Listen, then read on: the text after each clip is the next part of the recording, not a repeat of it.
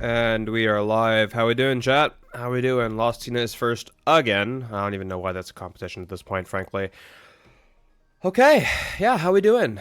A little tired, feeling the Monday for sure. But you know what? That is okay. We're doing Orlando. We're doing Orlando now, day 2. We did day 1 like a week ago. But you know, I kind of just concluded that I really did want to like actually go over every single game in Orlando that was streamed, right? Because there's a couple different games, namely the finals, actually, that I'm super curious about how that planned out. And while I could do that in my own time, I do feel like it's more fun to do on stream. And it's just good content. It's just good content. I think honestly, like watching people review stream games from major tournaments is one of the best ways to improve, for sure, right? And I actively encourage people to not just watch my VOD review, but also watch anyone else's VOD reviewing at the highest level, right? I know Azul often VOD reviews, granted typically only the EU events, like I normally do the NA events, right? I know James Cox as well is more like a watch party, but you know, still gonna get that same educational value out of that. So yeah, that aside though, I do think this is just yeah, watch different people's opinions and perspective on these plays, and I think that is easily the best way to grow as a player. Like without actually playing the game. Obviously playing the game is the best way to do it, but you know, that's besides the point, right? Now we're just gonna jump right into it. Not a whole lot going on besides that. So I'm actually not sure what matchup this is. I don't think we got to see the prize cards either. Oh, here we go.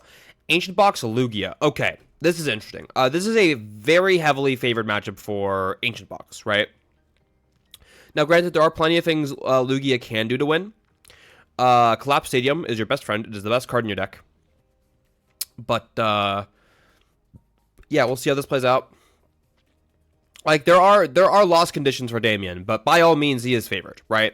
So yeah, we're just gonna jump right into it, and we're gonna start off with Damien here, going first and going for a Earthen Vessel away and Explorer's Guidance. This is fine. This is completely fine. Gonna be a prize check, it seems, which is fair. We know there's a couple energies prized and a Charizard. The Charizard you don't really care about. The energies is a bit annoying, for sure. And let's see what we got here. Ultra Ball, I believe there's Energy Ultra Ball for a Greninja. Seems fine. Can't quite catch Damien's hand, but those aren't typically like terrible discards. I see 2 energies and a Pokegear, which that's actually, yeah, that's super fine. That's super fine. You get the concealed cards, you get to attach to your moon, and you have the Pokegear for next turn, so honestly, that's fine. Getting rid of the Explorer's Guidance was a bit greedy, but I think it's probably fine, depending on what else is in this hand. Counter Catcher in hand now as well, and a Pass over. Yeah, I mean, having to discard an Ultra Ball feels really bad, but honestly, besides that, this is completely fine for Damien. Not a lot going on the board, but as long as you're able to make up for it next turn, like, you're completely fine, because you're not really being pressured by anything here. So, yeah. It's going to be a Lugia grab off the Capturing Aroma for McKinley.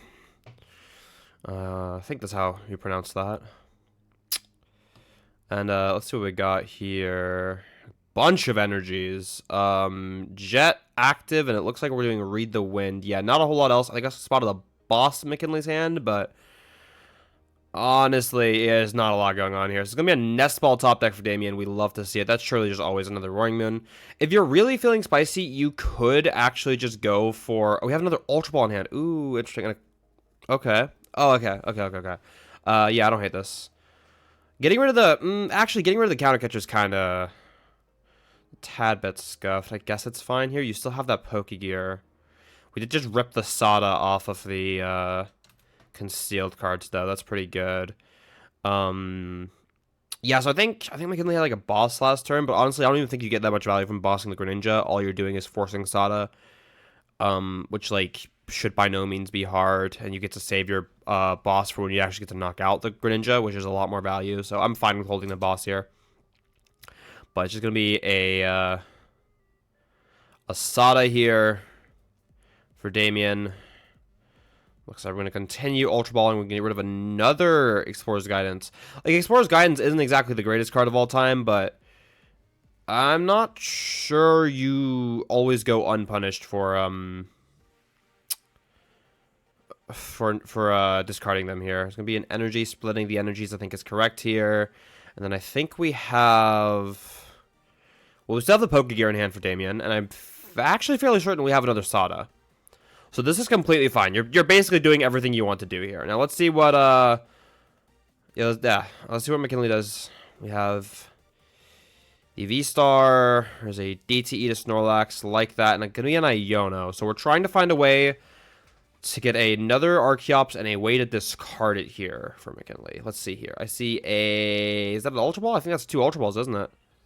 Yeah, we got double Ultra Ball. Okay, it's gonna be a lot of resources hitting the discard pile here, but we are at least getting our double chops in play, so can't complain too much. Not sure what the last card we're holding is. We got rid of 2 Jet Energies and a boss for this play, which is definitely valuable resources. Definitely, yeah, we're definitely going back in here. Gonna be a V-Star. Now, what is the last card in McKinley's hand? Ideally, it's a draw supporter for next turn, but let's see here. If it's a collapsed, he's just the GOAT. This is very hard to come back from, yeah. Well, Damien is undoubtedly ahead, but I mean, McKinley definitely has lines. If we have collapsed, though, this could get crazy. Oh, we are splitting the energies. Okay, I guess we're still retreating. Yeah, retreating is still fine here. Retreating is still like fine. We try to get the collapse for later. McKinley not showing the last card, that's fine as well. Opting to not grab the therapeutic energy, though. Getting the gift energy instead. I don't hate that. Like, worst case, if you don't wake up, or if you don't get knocked out and you don't wake up, you just, like, Archeops for the therapeutic. So this is actually super fine for McKinley. No reason to use the therapeutic yet. Let's see what we got here for Damien. Damien Nest Ball. Opting to grab the Koraidon. I'm not sure I'm a big fan of that. Now, the Koraidon isn't, like, by any means a bad attacker in this matchup. You're doing pretty relevant numbers to the Minccino and Chinchino line, but everything else, you're going to be struggling to hit those thresholds. So, yeah, I'm really not too big of a fan of this Koraidon. I would much rather we just prioritize the moon. We even have a baby moon in hand, which absolutely should just be on the board here.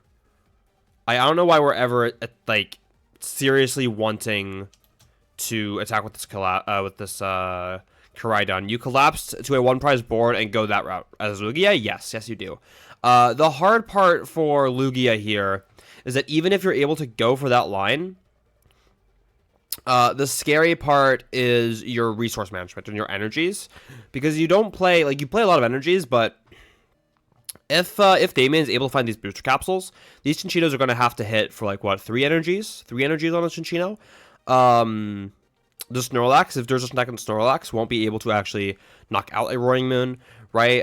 Is a lot of energy, like, reliant attackers here for McKinley, and eventually you are just going to run out of energies before you take all your prize cards. So that's what makes the matchup truly scary for McKinley, especially when we're already down quite a lot of energies, like for this early in the game. So it's going to be concealed cards here. Now, Damien is digging for boss, and if we're digging for, like, that, I'm assuming that's why we nest ball for Koraidon, is because we're digging for boss, right? With that in mind, we should never have been using Pokegear before using concealed cards. It's concealed cards, then Pokegear, right? So a bit of a missequence from Damien. But it is what it is. Pretty much given this deck up for the format.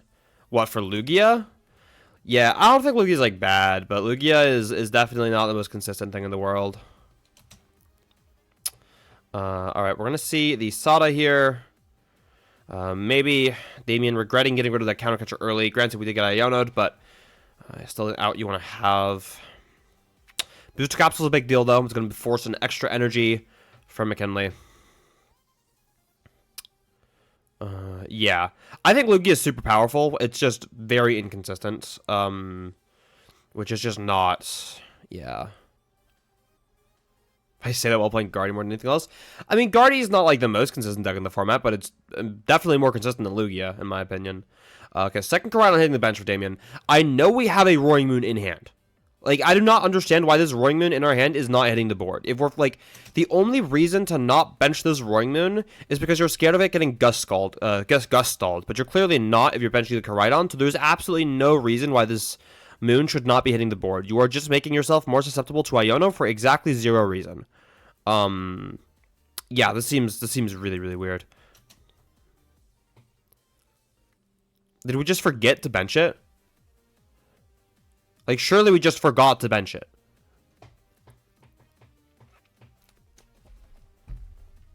Alright, it's whatever. It's like the type of thing where, like, you're probably not... Are you getting, like, too punished? Like... It was a lot of chapstick. That was way too much chapstick. Like, Damien's definitely been making, like, a couple errors here, but it's not, like, anything, like, particularly game-losing. It's just, like, small nitpicks at this point. But unoptimal is unoptimal, and I'm still gonna call it out. But, yeah. I guess you can't play Penny twice. Yes, well, first of all, you can, because you play Palpad. But secondly, you're probably, realistically, you're just going, like, Sada attach, and then attacking with whatever gets, gusted. And then even if we could only pick up a Pokemon once, like, we would always rather have the Roaring Moon than the Koraidon. So, alright. That aside, let's see this Ultra Ball filling off the bench here for McKinley. Do we have the Collapse Stadium? It doesn't seem like we do. Ooh, we are. Ooh, I do not like that research. I do not like that research. I don't think it has occurred to McKinley yet that he is going to run out of energy before he takes 6 prize cards. We have discarded 6 energies, right, so far. Then we've discarded 6, and we have an Snorlax knocked out, so we're down 8 energies. We're down half of our energies.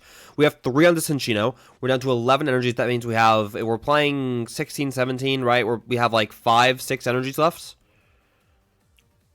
That is nowhere near enough to win this game for McKinley. Literally, all Damien has to, like, this Lugia could be removed from the board, it would not matter. All Damien has to do is launch an attack and take a knockout every single turn. What you knock out does not matter anymore. Well, okay, you obviously knock out what has the energies, but still. Alright.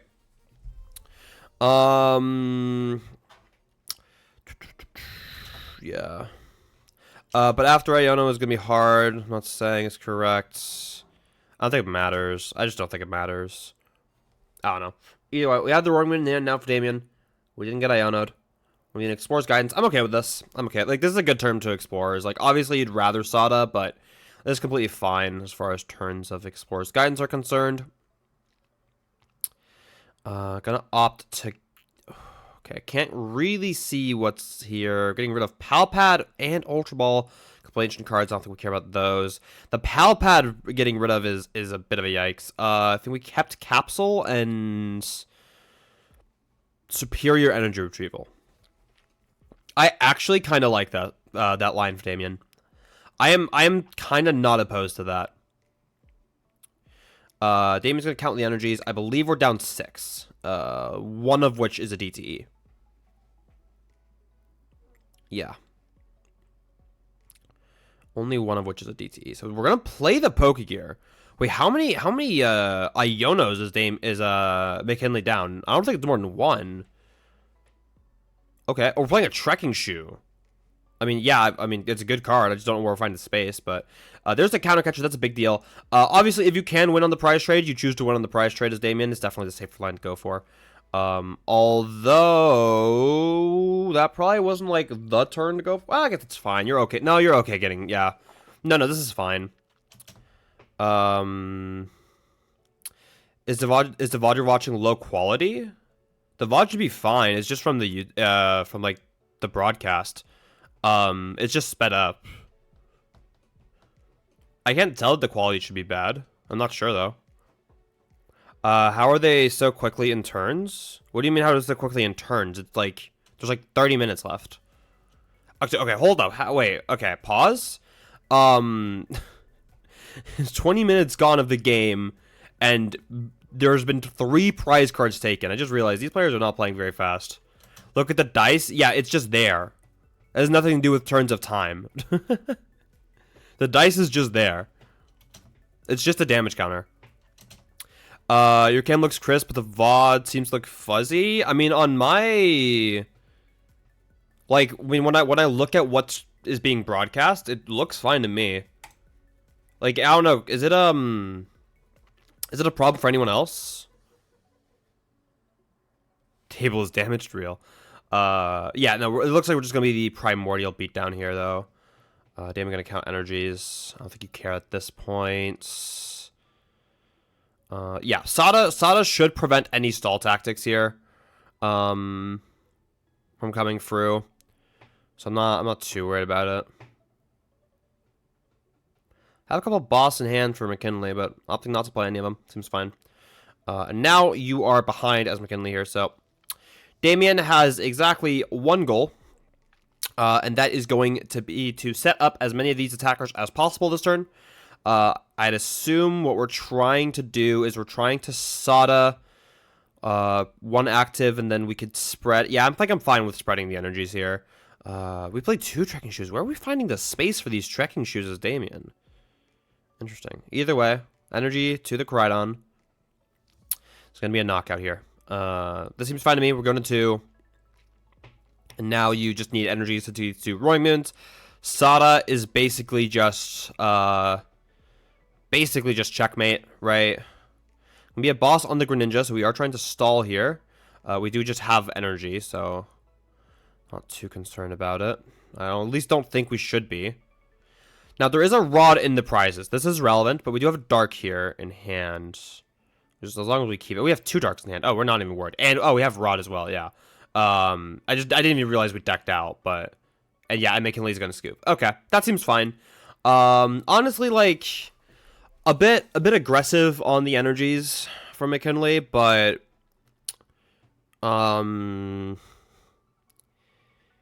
Yeah, not a whole lot you could have done, like...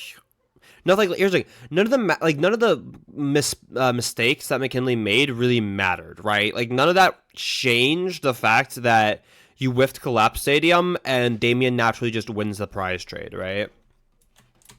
So there's really not anything for me to nitpick there. Now going into game number 2 here, Rod at the top of the prize cards again for Damien. Fish prize, Snorlax prize is a big deal for McKinley. Besides that, I mean, nothing really major for either players. I'm worried about the fish, slightly worried about the Rod, and the Snorlax, but we'll see. Yeah, 26 minutes left going into this game number 2. So McKinley basically playing for the tie at this point. Double Lugia bench. I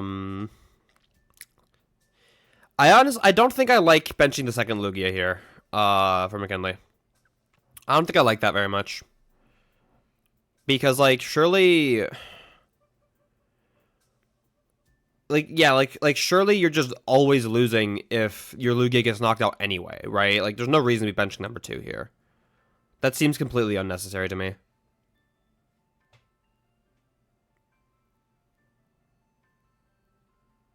Okay. Gonna be the second Earthen Vessel here. They'll send out a bunch of energies here for Damien. Be a tad annoying if we got Iono'd here, but I guess we're thinning for the Poke Gear. There's a Sada being grabbed. Okay. There's a lot of basics in hand, so I actually wouldn't have hated the Explorer's Guidance. The judges seem to be asking for Damien to shuffle more. It sounds weird, but okay.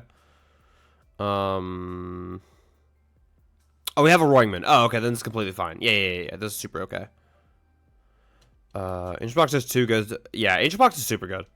I'm a massive Ancient Box believer. Always have been. We are benching the Fluttermane. Okay, actually, I don't hate this. Like, the numbers you're trying to hit here as Damien, like, don't require you to discard all of your Pokemon, so you can just bench the Fluttermane here and be super chill with it. Also, thanks for day 2 of Odd Review. Hey, anytime. Listen, I was gonna watch these games anyway. It's better for me to just make content out of it, right? All right, gonna be an Ultra Ball here. We have 1-Chops in the discard pile. McKinley definitely not playing very fast. But I mean, fair enough. As McKinley, you are the one who is pressured for time here. Right. Let's just let Bro vibe. And it's going to be Serena. Okay.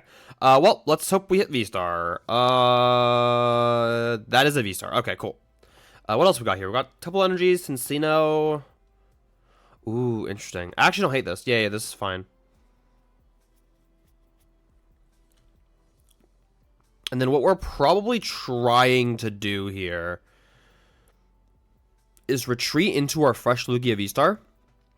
And try to like get the collapsed away the damaged one, right? If you're able to do that, then you're winning the prize trade as McKinley, and you're also like pretty efficient on your resources. Yep, missed there. Second chops here. I think we're just no, I see the vision. I see the vision here. Basically, like, if this gets gusted, like, you're getting your gift energy. Which, like, I don't hate it, but... No, if you're attacking with a V-Star, actually, maybe it's fine. Maybe this is fine for McKinley. Yeah, I think this is totally okay. Oh, just gonna be an attack from Damien, nothing else. Ooh.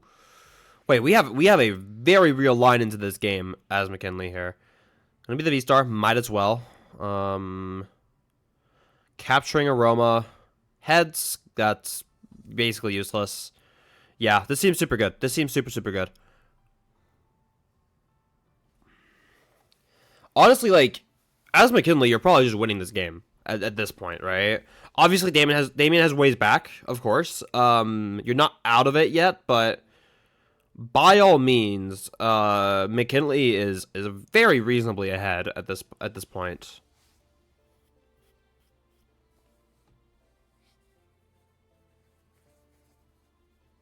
He has a good deck, real. Alright. A lot of energy is coming down here from McKinley. I guess that's fine. I would honestly prefer we just kept them in the deck. Like, you don't need to preload any of these attackers, but I don't think it's that big of a deal, hopefully. Be a draw for turn into a scoop for Damien. I actually think that is completely reasonable. Yeah, the hand was just kind of dead. You're not attacking that turn, you are losing the game.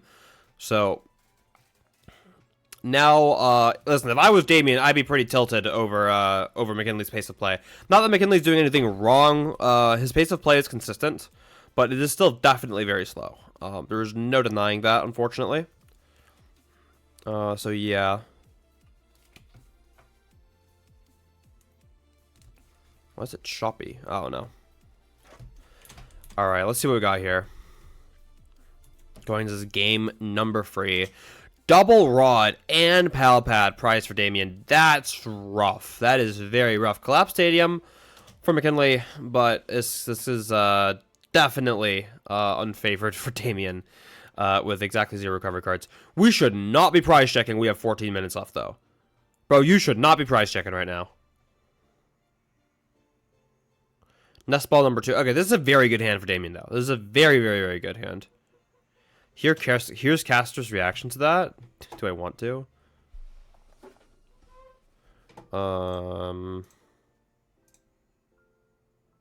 They thought it didn't matter? I actually don't care. I don't know. We'll see. I feel like if for Damien, you're just playing fast. You're trying to like squeeze out this win wherever possible. Picking up your pace of play to try to make something work here. We're gonna keep the Nest Ball. Okay, that seems reasonable. And we're threatening a very, very large Primordial Beatdown next turn. So, let's see what McKinley's got here. We're going to go Snorlax on the bench. See him in Chino as well. And then a Yono. Okay. No, you're fine with this as Damien. For sure.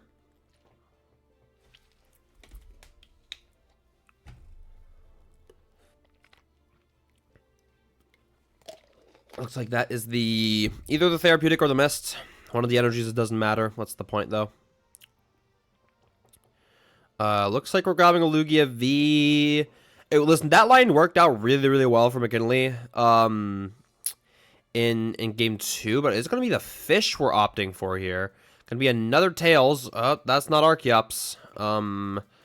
Surely it's the V here, right? Because it's always like, I think you're always either benching the V or... No, it looks like we're going for Minchino. Okay. I mean, I guess that's fine.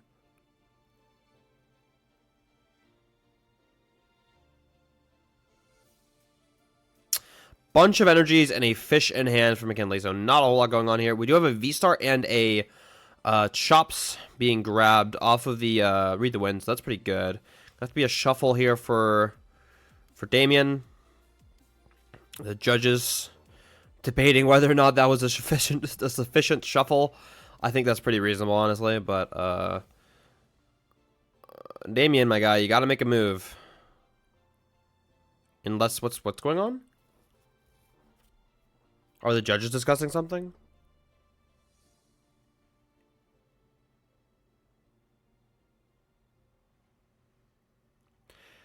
Okay, so the judges are discussing whether or not Damien's shuffle is sufficient. I'd assume. I don't know what else they could be like possibly referring to here, but yeah, it's probably tilting over Damien, but you're trying to play fast and you just got a minute burned. But I mean listen. Like no amount of like pace of play should stop you from sufficiently randomizing your deck, right? Finish with a warning. I think that's fair. I think it's completely fair to get a warning for that. Just because you're trying to play fast does not change the fact that you do have to sufficiently randomize your deck. Okay. Third Koraidon now, and a... Yeah, okay. So is Damien... Before time is called, you're probably going to need to take about 3 prize cards. Maybe 4. We'll see how this plays out. It's going to be the research here for McKinley. Just look like we have Ultra Ball away double Chops. Love to see it. We already had 1 Chops, but might as well grab the discard the second one for style points. And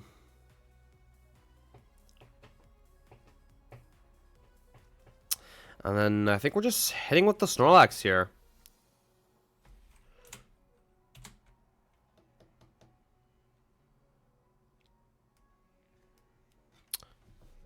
Yeah, gonna be a Snorlax punch, and nope, gonna be a second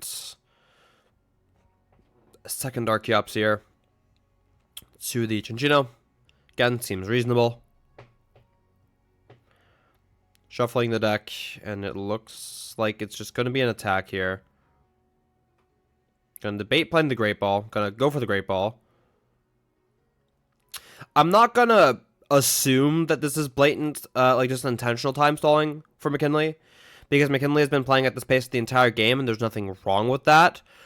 But it is very undeniable that McKinley is playing extremely slow. And if you're Damien and you're trying to get this win, you're trying to finish this up, and not end in a tie, that is very tilting. That doesn't mean McKinley's doing anything wrong, but I do think Damien is absolutely right to be tilted here, if this does end in a tie.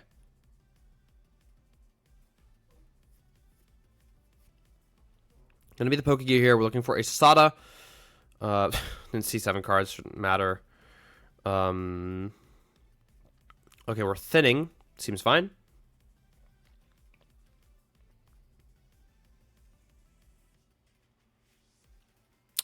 And then gonna be a concealed cards. Yep.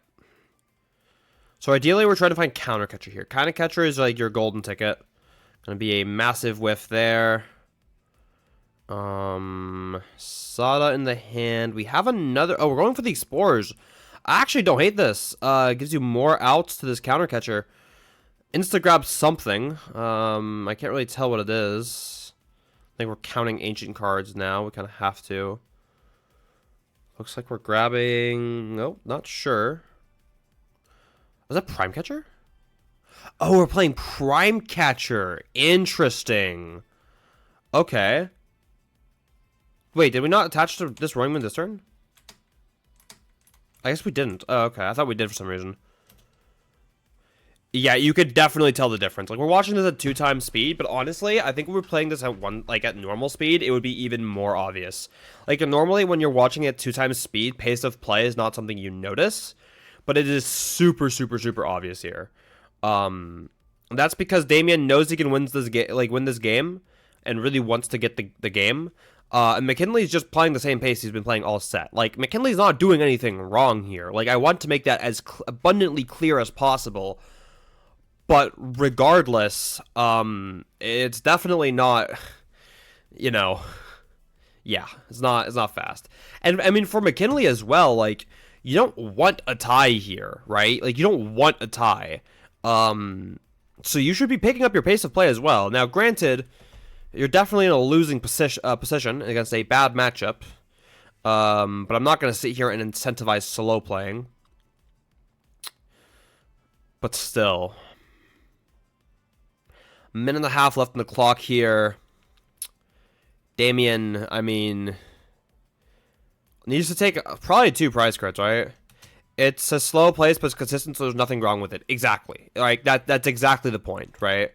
Like, if McKinley was playing, like, in a normal pace of play in games 1 and 2, and then slowed down to this pace in game 3, that's blatant time stalling. But that's not what McKinley is doing, and therefore, there's nothing wrong with it. Also, was that a fucking Ditto? No, it's a Jock. Ah, for a second I was about to say McKinley is the GOAT, but oh well. I would be extremely tilted if I was Damien. I would be super, super tilted. But, like, again, there's nothing you can do about it. You can ask your opponent to pick up the pace of play, but it's like, yeah. Especially considering that McKinley is just playing cards, right? Like, what are these, capturing rumors actually doing here? So, gonna be turn 0 here for McKinley. We're gonna grab a fish. I mean, it doesn't matter. There's no way McKinley pinches 2 prizers here. There is exactly 0 way. Gonna be a rat coming down. Yeah, I mean, both players can ask, but McKinley isn't striking me as the type who is bothering to. But this doesn't matter, so yeah. Yeah, Damien's just like, hey, this is a tie, it's whatever. Yeah. It is what it is. I'd be tilted if I was Damien. I feel like Damien kind of got robbed, but again, like, you can't sit there and, like, really, like, blame McKinley for it. Although I do think Damien should be rightfully tilted over that. Yeah. It's not time stalling. At least not according to the rules. But it is still a bit unfortunate, right? Alright, so let's see here. We're gonna Caleb Rogers in an interview. That's pretty fun. Alright, here we go. Round number 14, Reagan Redsloff versus Cyrus McCain. Both of these players actually made top cut. Which is interesting here. Alright, looking at these prize cards, let's wait for McKinley's. Not McKinley's, fuck, Cyrus's. Yeah, that is 2 Frigibacks and a heavy ball for Reagan. Which is definitely not ideal here. So let's see how this one plays out. Reagan gonna take a big yawn. Alright, let's see what we got here. We get into the game? Alright, here we go. So, Reagan's gonna go first here. Bundle start. I guess that's fine.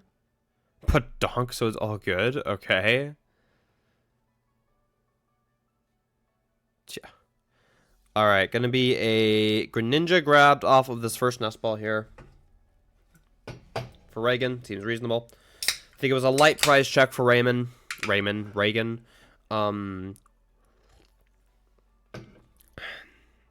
Yeah, light price check. Probably knows there's a couple too many Frigibacks in the prizes. Looks like Ultra Ball Irida was the grabs. That's pretty good. As long as you get your one Frigi here and it actually survives the turn, you're probably fine. We got rid of a Rod, though. Ooh. I guess we probably had to, but... Yeah. Yeah, 70 HP Frigi is correct now. There's too many good Lost Zone decks. Especially with Tina being, like, currently at least, like, the best deck that beats Zard.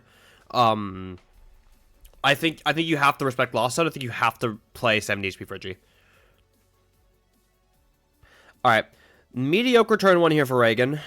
We have an Irida next turn, so we are kind of playing the game, but certainly not ideal. Gonna be a prize check here for Cyrus as well. Gonna be double Nest Ball, Baby Moon, and Greninja being the grabs.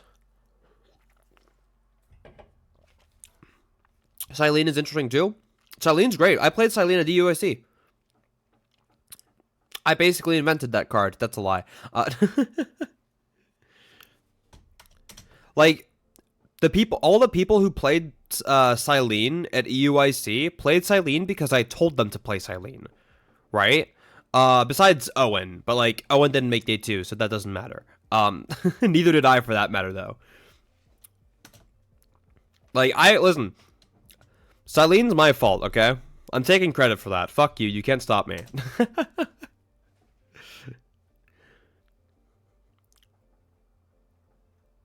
Alright, gonna be Explorer's Guidance here for Cyrus. Didn't quite catch our grabs here. Many of you talking about how good it is in battle. It's great. It's super good. There's a reason I played it. Like, there's a reason I played it, right? Like, I can, at UIC, I convinced Hector Ibarra the night before the tournament to play Silene in Chien-Pao. We ended up playing the same 59 because he was convinced to play Manaphy, which he had later admitted was bad. Yeah, I think Hector won, like, at least a couple sets because he just Silened back Prime Catcher, right? Silene is super, super broken in Chien-Pao. It's super, super, super broken. And Middlebacks is so good. Like, I was playing Middlebacks before I talked to Hector, but obviously Hector is just like the Middlebacks god, so we cooked pretty at list. We cooked hard on that Chien-Pao list. We cooked hard. That hotel room at like Thursday night in the hotel room, right? That Chien-Pao list was getting cooked so hard. Also, speaking of getting cooked, Reagan is Reagan's for dinner. I think we pack up our cards. I don't know how many Rod Reagan is playing, but there might actually be 0 ways of getting back Frigibacks. Because we prized Rod, Heavy, 2 Frigi. If we're only playing 2 Rod, we discarded the Rod, we literally cannot put a Frigi into play. Let's see if Reagan is playing 3 Pao, 2 Rod, or 3 Rod, 2 Pao. Nope, there is a Rod. Okay, we are playing the Rod. We have 1 more. We can Rod back exactly 1 Frigi. Which is not great. It is not great, I'll tell you that much. It's definitely not ideal. If this Frigi gets gusted again, you literally cannot get a Frigiback into play for the rest of the game. Unless you take a prize card, obviously. But I don't know exactly how we're planning on taking prize cards without a Frigiback. So, well, okay, we can attach the Chien-Pao this turn. Wouldn't be terrible, but yeah, okay, listen, you can, but like at that point you're just losing. How'd the cups go, by the way? Not that good. Let's not talk about it. Let's not talk about it.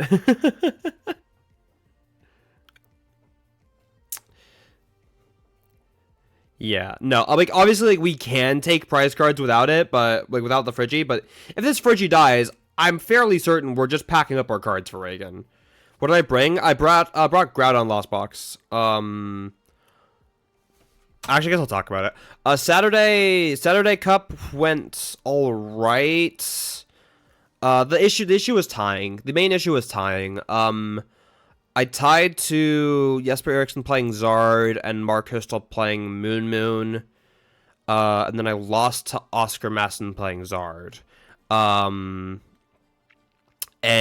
the issue was that in the two games I tied, basically every game in the sets came down to whether or not either of us bricked off Roxanne. So like there was never a good chance to scoop. So no matter like both players were playing fast, like me and my opponents were playing fast, but like, it didn't matter because like you just tie so naturally with the deck. And then against Oscar, I got greedy in game 1 and got punished heavily for it because I only thought he played 1 counter catcher when he played 2. And then in game 2 I just draw past.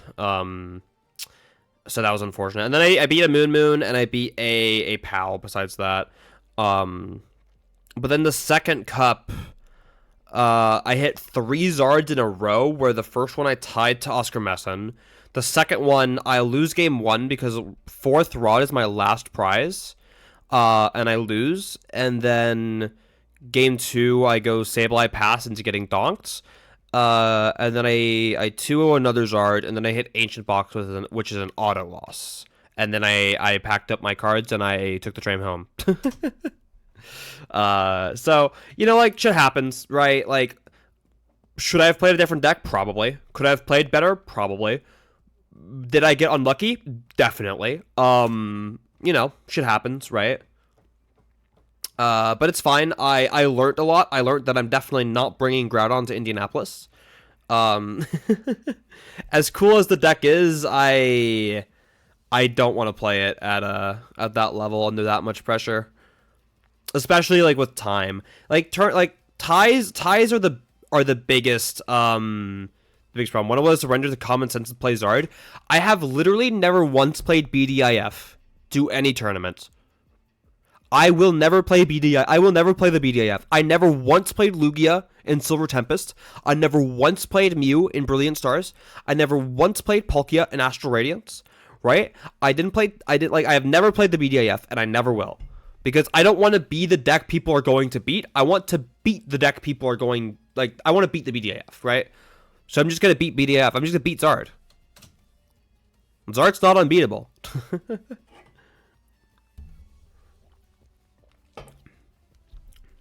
If you can't beat them, join them. Oh, I can beat them. I just haven't leaked the sauce yet. I'm not kidding. This morning, I woke up and I just had, like, I got out of bed. I rolled out of bed. I sat up and I'm like, I have it. And then I jumped onto live and then I made the most crackpot shit deck ever. And I just kept shitting on Zards and Arceus tier. Not that Arceus tier players are actually good at the game. I'm not leaking the sauce. Okay. I had an epiphany. Okay. I had a divine intervention, from Arceus. Okay. I'm not playing Arc. I'm not playing an Arc deck. Okay. Telling me this is the play for Indianapolis. All right. Clip this and return to this clip in 2 weeks. Okay. Trust the sauce. Watch me drop the deck tomorrow. No. All right, let's get back to the VOD review though. Reagan's cat has been punched.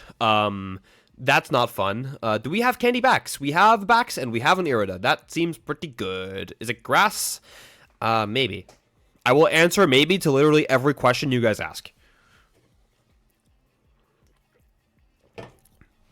But also no, I will literally never bring an Arceus deck to a tournament ever again. I have been hurt too many times.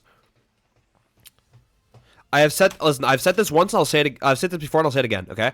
The only time I have ever actually had a successful run with Arceus at a regional or higher event is when we cut an Arceus V for 4 Battle VIP passes the day before the tournament. Okay? That is the only time Arc has ever done anything good to me.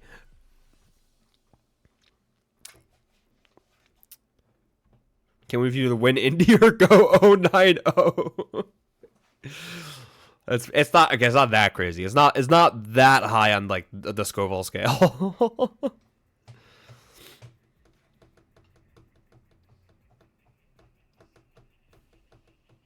Playing Arctex is like drinking alcohol excessively. Real. All right. I actually need to focus on the VOD review here, though. Okay, I didn't actually look at Reagan's turn. I'm just gonna assume Reagan played flawlessly because he's Reagan Retzloff. Okay. Going into Cyrus's turn, though, we have a Baby Moon. The Baby Moon's gonna one-shot a big cat here. Don't think we could kill the Excalibur. I think you're fine regardless, though. You're winning the prize trade as Cyrus. You're kind of scared of hands. I think that's like the main thing you're scared of here. But in all honesty, like, this isn't terrible for Reagan. Well, I say that. And I might just be lying. I might just be lying. Because this isn't really that good for Reagan. I got hiccups. That's not fun. It looks like we're just going for the Power Punch active. I do no. We have it. Okay, never mind. We have Irida. So I guess the line is knockout Moon into hands into knockout Big Moon for game, or reverse. Like either, like the order doesn't matter. The issue is that you are just losing the prize trade at that point. But I guess as Reagan, you have to, like, try, right? Thankfully, this is a pretty fast matchup, so you're not too concerned about it. We still have to Silene as well. Silene for Prime Catcher goes hard here. Like, low-key, that's, like, an actual win condition here for Reagan. We're going to opt to get rid of a rare candy. That's dangerous. Okay, I don't hate it, especially because you have the Silene. But, like, you're putting a little too much faith in these coin flips, which is a bit scary. Oh, we're opting. Ooh, really? This is a very tough matchup for Reagan. And the horrendous early game is not making that any better.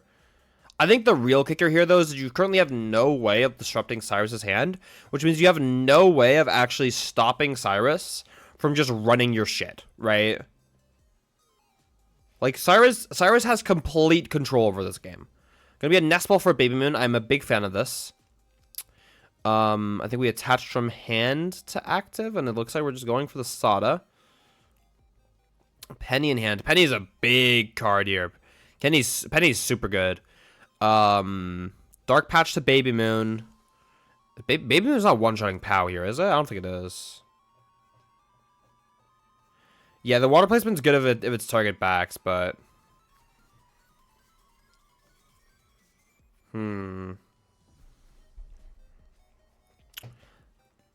I mean, Artisan.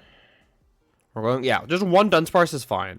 I think the only, like, really sketchy thing here, though, is... No, well, you could just shuffle it. You just shuffle it in, I guess. I think next turn, your line here for Cyrus is just to go... Well, you're going to 1, so I guess it doesn't matter. Like, I'm thinking of, like, oh, you, like, pick up the Greninja and you, like, play around hands, but... Honestly, like... This doesn't matter. Is there even anything that survives a hit from the Baby Moon?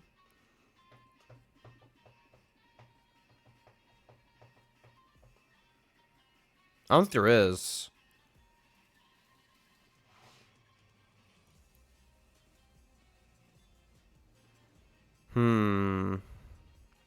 I feel like we'll pack it up. Like, I don't know how many ancient cards are in Cyrus's discard. But as Reagan, what we're doing here is we're literally just, like, asking the question, like, hey, can you get ancient cards in your discard pile? Which, like, does not feel great. But it is what it is. It is what it is here.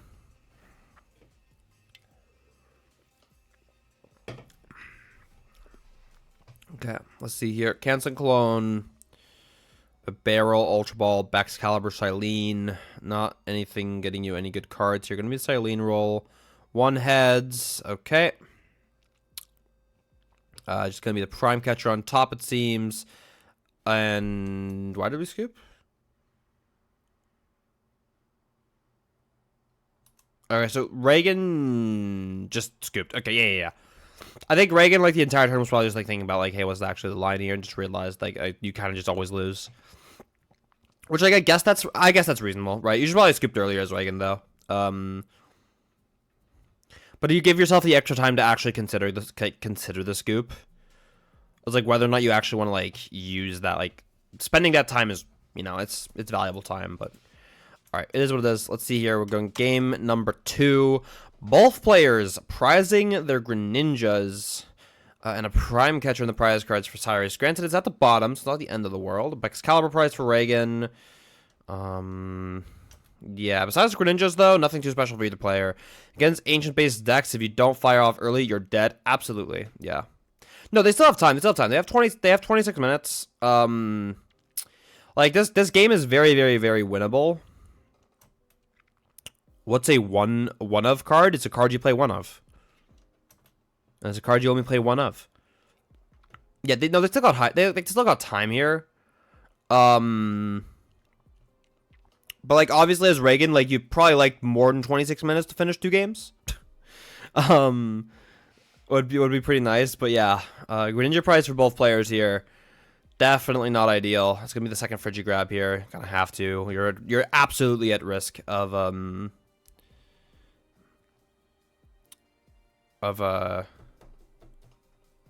what's it called? The Prime Catcher here. Now, granted, obviously the Prime Catcher's prized, but like Reagan doesn't know that, and neither does Cyrus for that matter. But it was a joke because he prized. Oh, okay. I'm assuming we'll play more than 2 1-ofs though, but that's besides the point. Alright. Gonna be a Nest Ball. Yeah, sarcasm does not really convey well over text. It's kind of hard to read sarcasm. Nest player for Cyrus gonna realize, hey, I also prized Greninja. That's crazy. Looks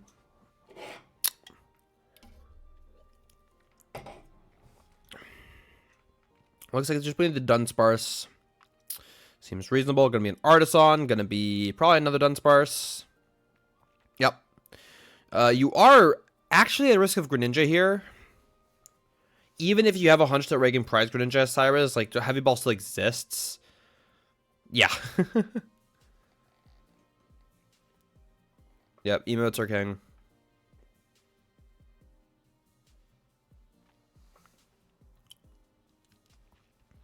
Alright, gonna be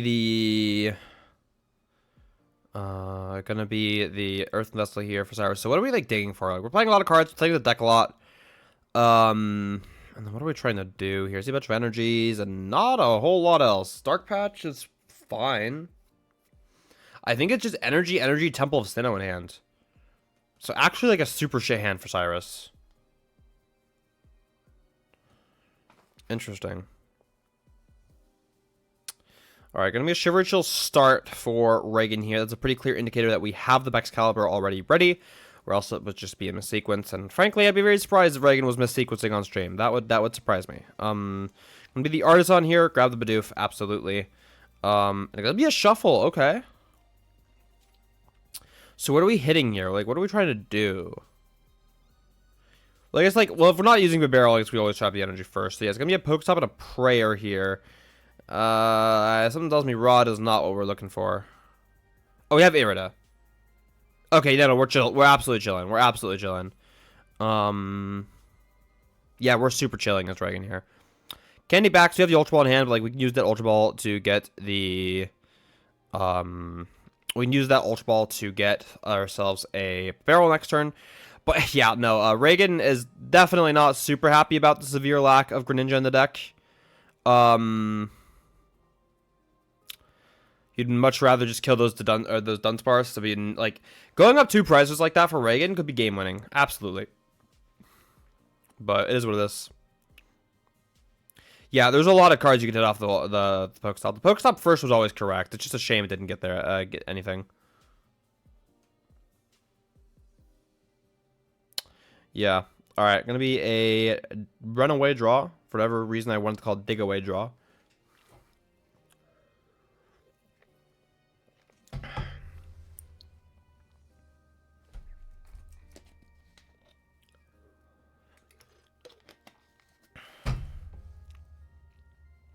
Gonna be a Dunsparce here.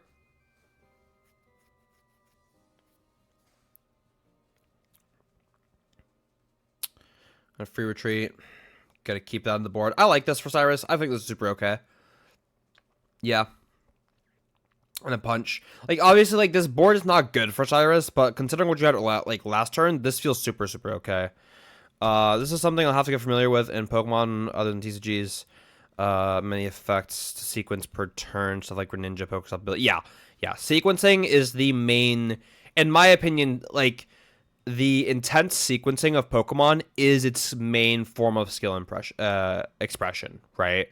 I'm not super familiar with other TCGs, and obviously sequencing is important in those games, but no other TCG has like search cards and draw cards anywhere close to the power level that Pokemon has.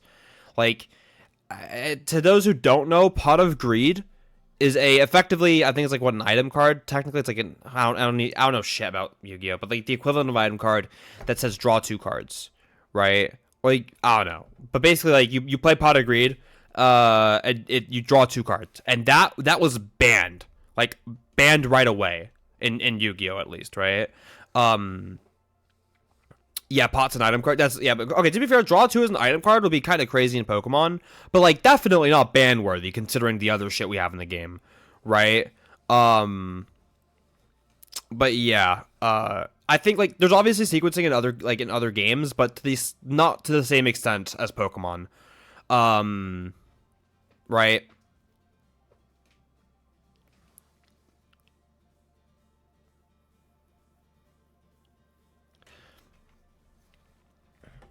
So yeah. But I think that's what makes Pokemon fun, personally. Alright, double superior here off of the Pokestop for Reagan. That is by no means bad.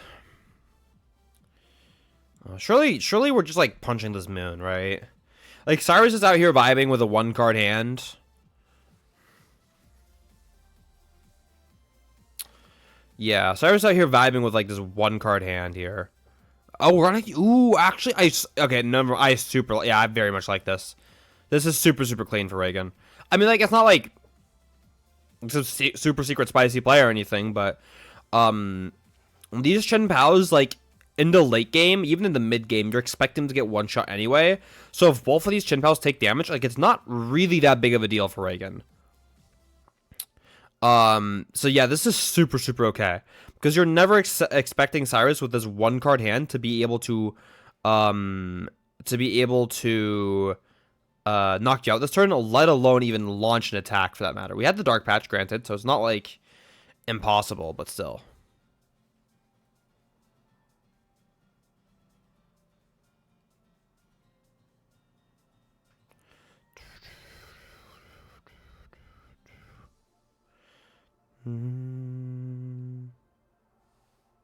Yeah, no, like Pot of Greed was definitely a justifiable ban in Yu-Gi-Oh.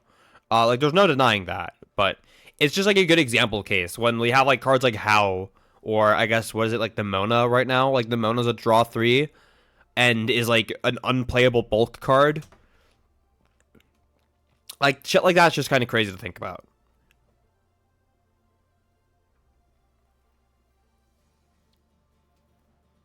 All right, gonna be a Rod here for Cyrus. We're definitely never taking the 1-shot, so I think you're fine just Rodding here. We have both Energy and Dark Patch in hand for Cyrus, so I'm not thinking you're ever concerned about getting an attack off here. And it looks like it's just going to be a 130. Seems good. We've had draw 1 item cards in Pokemon.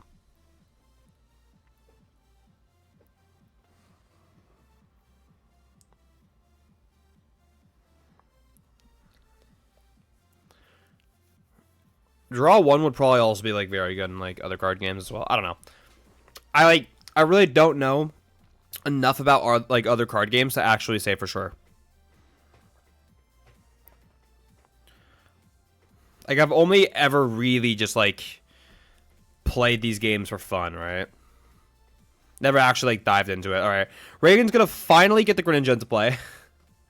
And both players are going to celebrate the fact that the Greninja has hit the board for either of them. Honestly, I think as Cyrus, I'd be considering scooping here. And when I say considering scooping, I mean, like, I would be packing up my cards as we speak. I think Cyrus has no business in this game. You have, what, 10 minutes left? You're against a favorable matchup. You're bricking. You concede here. You concede here, and you go to game 3, and you win game 3 because the matchup is good for you, right? Yep, and there's a concession. Okay. Like, obviously, like, I think we should have conceded earlier, but if there's a time to, if there's a time you know you have to concede, it's that pokes up with. All right? It's that pokes up with for sure. If both players gonna probably, I'm assuming they're talking about, like, the fact that they both rise Greninja. Yeah, let's see what we got here. Looks like Cyrus is mulliganing. Alright, 3 energy and a Friggy prize for Reagan. Definitely not great. A couple of Nest Balls prized for Cyrus, but not the end of the world by any means. And Cyrus is going to start off here. Greninja active. Roaring Wind bench. Got to be an Artisan for a Dunsparce. Or a Dunsparce, the normal one. Now with Cyrus, you just play only 1 prizes and you win? Not necessarily. Not necessarily. Cyrus has to actually win this game, though. This is a bad stream choice? I don't think so. Like, it's a one-sided matchup, but Reagan is Reagan, and,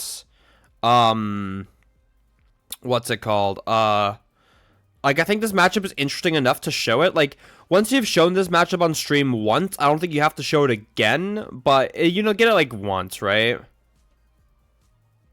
Usually, like, once. We need the Friggy grab for Reagan. But neither player wants to win? No, but they definitely want to win. Like, they can tie and both make cut. But, like, if Cyrus ties, Cyrus can ID and then bubble into cut. 36 match points is the bubble at this tournament. Right? So Reagan can double ID at this point and be fine, but there's no one who's going to want to ID with Reagan next turn. Or next round, right? So, like, I feel like both players are definitely, like, just trying to get this win.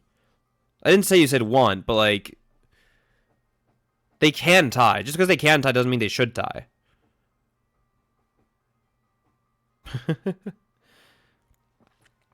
Yeah, Reagan's a great PAL player to watch. Reagan's also just been, like, paying PAL, like, basically all season.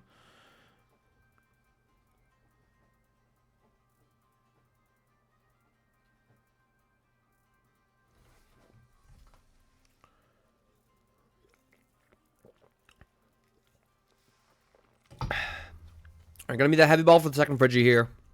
Has he? Basically, yeah. Like, not, like, exclusively, but definitely been, like, the deck we've seen him play the most.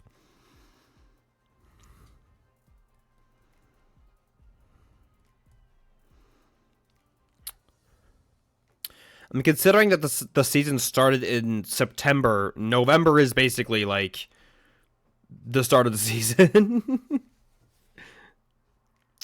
Alright, gonna retreat into the bow. Gonna be a Shiver Chills here. Yeah, this seems fine. Early hands would be huge. We can't get it this turn, but if we could get hands next turn, that'd be massive. If we get hands next turn, that'd be huge. We need a pass here. I think we have the Prime Catcher in hand for Reagan. So actually, early hands is very realistic for Reagan, and early hands is like probably your best way of getting into the like winning this game, right? Typically in the matchup.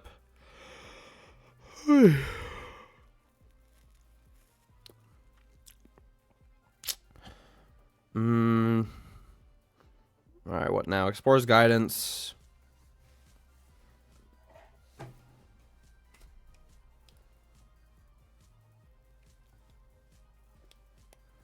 Seems fine as far as his cards are concerned. And a... Well, we got rid of a rod, actually.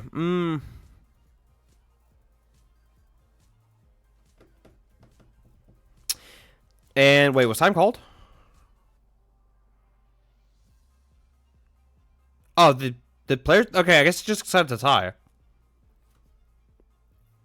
I'm assuming one of them asked how much time was left, and the judges just said, like, less than a minute. Which would be, like, what they would normally respond with the amount of time there is. Or, like, they would say, like, a minute. And it's like, okay, yeah, we tie that. But still, yeah. Alright, another tie on stream. There's a lot of ties in this form, I'm not gonna lie. Yo, Reagan interview. Wait, isn't this... What tournament is this? This looks like... This looks like Worlds. Now, sorry, I got curious for a second. This looks like Worlds, but it can also be EUIC. The background's too blurry. Alright, whatever. Let's go into it. Oh, boy. Jay can't win a game on stream. Jeweled. Okay. So obviously, Jay Jeweled, member of the kitchen, basically owns the kitchen. That guy, right? Llama Master. Yeah, physically incapable of winning a game on stream. I'm off to the kitchen to serve myself some boiling water and finish the game. What the fuck? Yeah, nope, now we got actual kitchen. Playing Arctina, yep. So, it's going to be Arctina here versus Chien-Pao for Fabrizio here. Double Retrieval's prize game 1 here. Double Psychic for Jay. Has Jay ever won a game on stream? Because I definitely know, we're not normally drawing very well for Jay. It's gonna be a Squovit start here as Fabrizio goes first. I have to talk about this matchup. I typically consider this matchup to actually be favored for Jay, because of the 3 Lost Cities in the deck, right? You are able to actually just go Lost City, 3 Friggies, and just kind of win. So, yeah.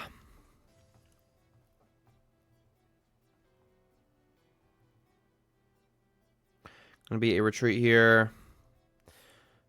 All right. Yeah, nest ball for Chien-Pao into Chevrolet Shield seems fine. I don't know what else we have in hand for Fabrizio.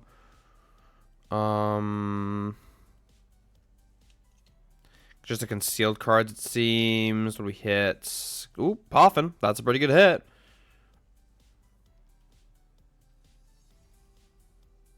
Looks like it's just going to be double Friggy grab. Eyeing at double Bidoof. Do we actually have another Poffin? We do have another Poffin. Damn, okay. Fabrizio has the nuts. Yeah. No. Like, Pao wins this matchup basically every time if there's no, Lost City. But Jay's list is 3 Lost City, 4 boss. So, Jay is definitely favored.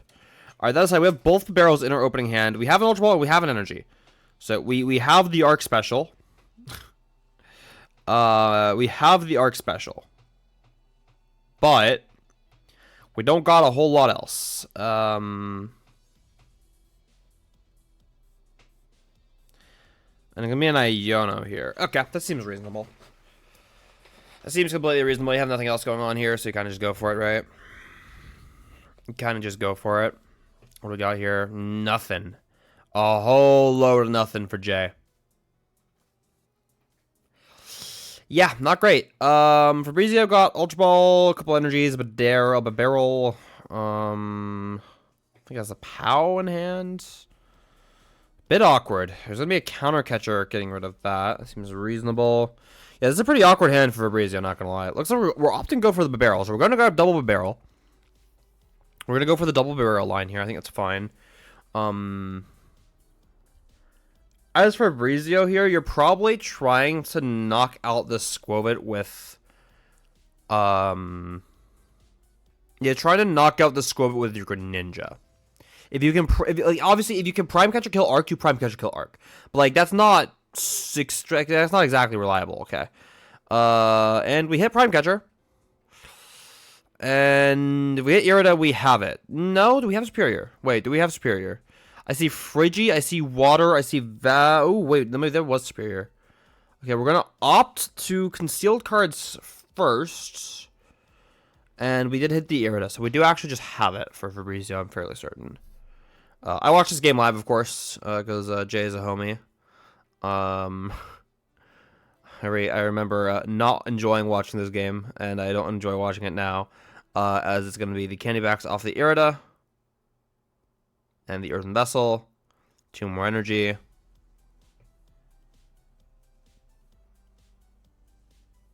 And then Candy Backs, energies, energy, Prime Catcher, and an immediate scoop for Jay. That seems completely reasonable.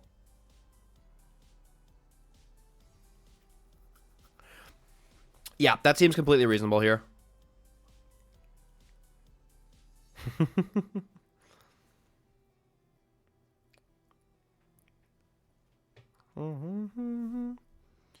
All right.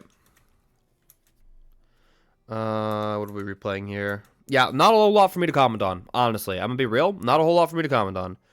8-minute game 1 is crazy. Yep. Jay played exactly 1 turn of Pokemon.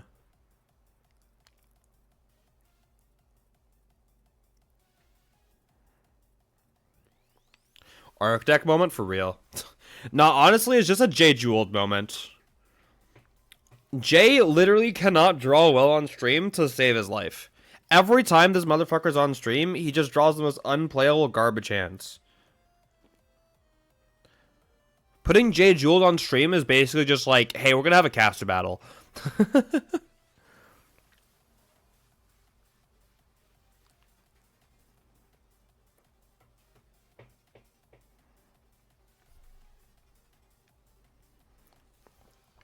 All right.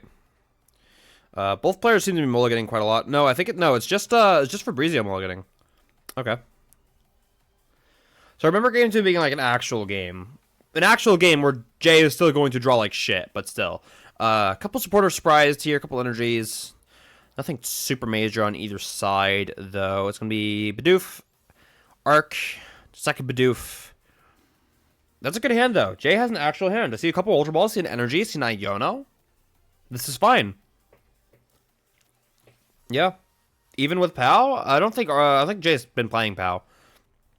Although there is a live footage of Jay drawing the most unplayable hand as Zard like a couple of regionals ago. That was pretty funny. I think we've auto-reviewed that one actually. Alright. Nest Ball for Fabrizio, gonna be grabbing the Greninja, seems reasonable. Probably always like your first grab on the Nest Ball. I'd imagine. Gonna be a concealed cards. We already had, I believe, there's a Bidoof in hand, as well as a Capturing Aroma.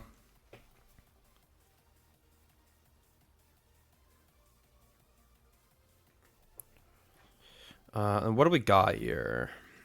Pokestop. I'm gonna hit the stop first. Gonna be double Ultra Ball. That's good, but it's gonna be a little awkward here. It's gonna be a little awkward. Oh, we're eyeing them up. Wait, do we not have a Poffin? I could have sworn we had a Poffin. I could have sworn Fabrizio had a Poffin. Maybe this hand isn't good. There's no way we're grabbing Friggy off of Ultra if we have a Poffin in hand. Yeah, I guess we don't. We have Ultra, we have Superior, we have Barrel. Like, we're doing stuff next turn, but our current hand is not great.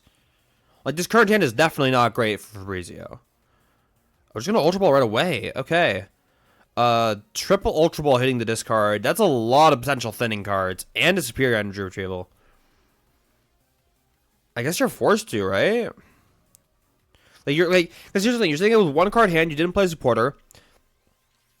If Jay bosses, like, I think it's a very reasonable play for Jay to boss Bidoof if you see that as Fabrizio, like, see that happen for Fabrizio, right? So I actually think you have to Ultra Ball for the Bidoof here. I think I agree with Fabrizio here. Although it does feel super awkward. But at least you're playing the game next turn. Like, all but guaranteed. Ultra Ball here for Jay. Another Ultra Ball, and looks like it's going to be in the Iono.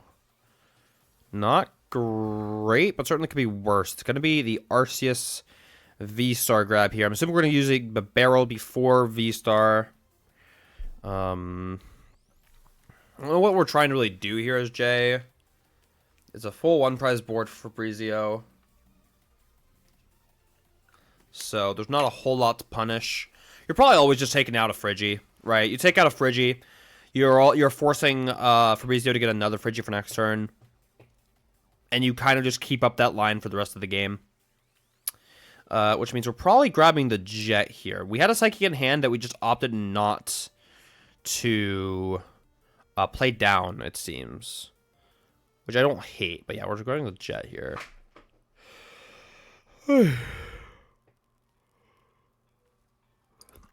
Jet, and then what? Ooh, right, we barreled into like a million kajillion energies. Okay.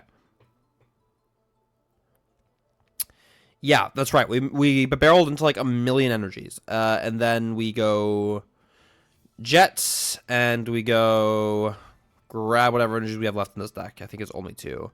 I literally don't think there are any more energies for Jay to grab here. Yeah, Jay's hand is like Tina V-Star and 4 basic energy cards.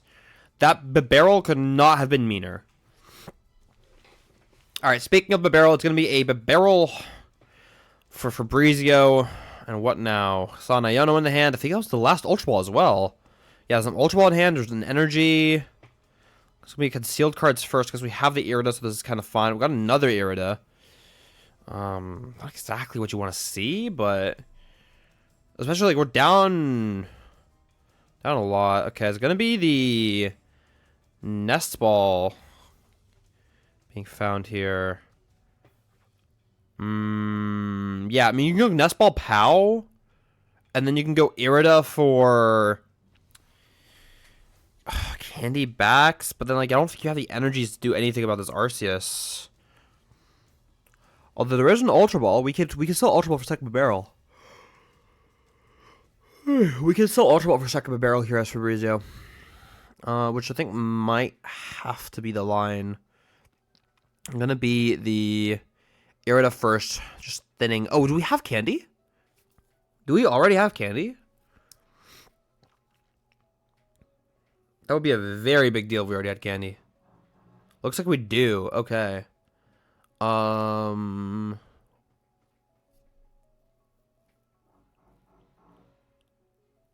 Yeah.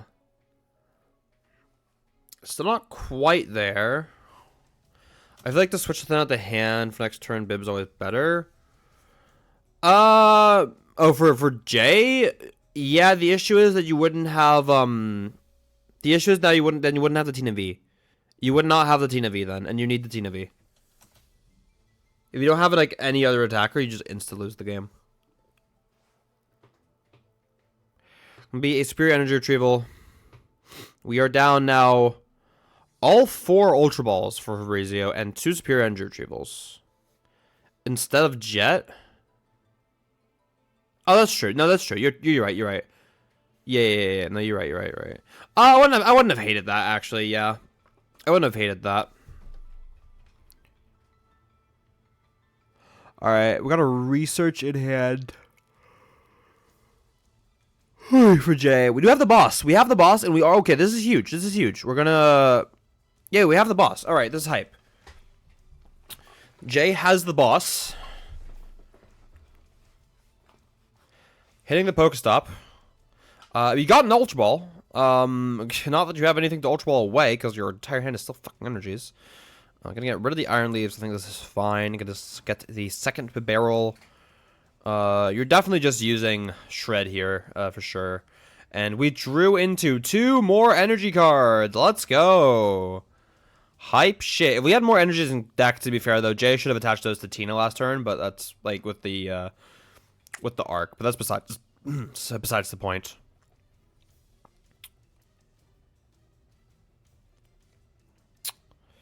Yeah. Alright, what do we got here? What do we do? Oh, we Pokestopped. Prime Catcher Nest Ball, got rid of the bundle. I mean, this is, like, kind of fine for Fabrizio, but...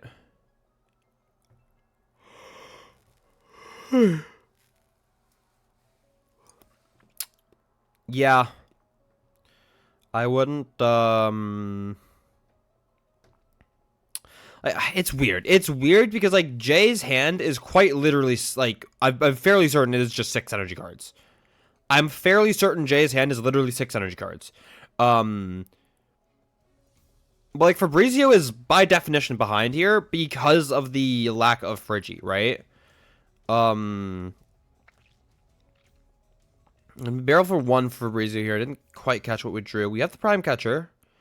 It's not really getting us anywhere unless we want to Prime Catcher a barrel. I just don't think that's worth it. Yeah, there's just going to be a pass over to Jay. Jay's going to top deck an Arceus. That's not helping. We might as well bench it. There's no point not to. Let's hatch. And I think we have 4 energies and a research. We're gonna hit the Pokegear or Pokestop. Hit nothing good. I guess you can't hit energies, right? Well, you can hit DTEs, but you don't think you want DTs at this point. It's gonna be a shred. We're gonna go to 3 as Jay here, and now this is like really bad. This is really bad because the issue is that you cannot win this game by trading with Fabrizio. Fabrizio here is going to just try to win by going 2-2 here. And as Jay, your best line is going to have to be targeting. I'm sorry. Targeting the Excalibur that comes down this turn, and then hoping that Fabrizio can't get energies plus Excalibur next turn. That's your only line back into this game, as Jay. That is your only line back into this game.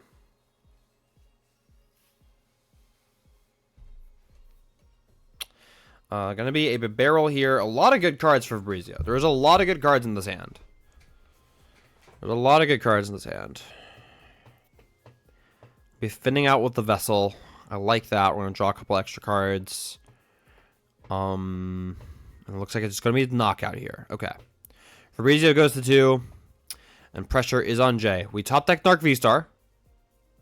That's very good. We got an energy. We got a Rad Guardy. We got a barrel for 1 into a boss. So Jay hit everything he needed. Jay hit everything he needed, right? Yeah, Jay hit everything he needed. So now we are just praying that Fabrizio does not have it. That is all there is to it. We are literally just praying. We have energy on this PAL. So we need superior energy retrieval, candy, backs. That's what we need here for Fabrizio. And there's a lot of cards in hand that need to go. We'll start with a Rod. Gets back backs. We have 2 backs down, so I think this is fine. We're going to get back an energy. I actually disagree a lot with getting back this energy. And I do believe Fabrizio actually does get punished for this. Well, then again, like, you get the good ninja, and then... maybe this isn't bad. Maybe this isn't actually that bad for Fabrizio. Like, you're adding to the hand. Like, I feel like going for this Greninja play before your barrel is, like, super greedy. Yeah, and Fabrizio got, like, kind of punished. Well, no, we have last candy in hand. We don't have Ultra Ball, do we? I don't think we do. Yeah, no, Fabrizio definitely got punished for that play. Fabrizio definitely got punished for that play. It's just gonna have to be an Iono. Yeah, it's gonna have to be an we have another Rod. Why are we getting Rod? What are we grabbing with Rod? I don't like that. I don't like that second energy should not be there. The first energy was like excusable, but like this second energy has no business going into the deck. Yeah, it should only ever be the Excalibur. It should only ever be the Excalibur. This is definitely not correct here for Fabrizio. We have a vacuum. We can vacuum our own Pokestop. I don't hate that. Yep, that's good. That's very good. Prime Catcher, small arc. It doesn't change anything. It's just thinning cards. We're gonna have a barrel. We're barreling before the Iono. I don't know that I agree with that, except like I guess we're digging for Irida. We get Irida as an out. Still. I'm gonna attach for turn. Okay, I guess the energy is fine if you can attach for turn, but no, it's like just another card that you didn't want to draw. But yeah, Fabrizio hit it anyway. Like, doesn't matter. And then we just Pokestop for game. Yeah. Unfortunate for Jay. But I mean, like, what can you do with those draws, right? What can you do with those draws? Like, Fabrizio didn't do anything special, really. Like, that's the thing. Like, Fabrizio didn't do anything special. It's just like really, really shit draws for Jay. Why did they cut? I don't know. That's whatever.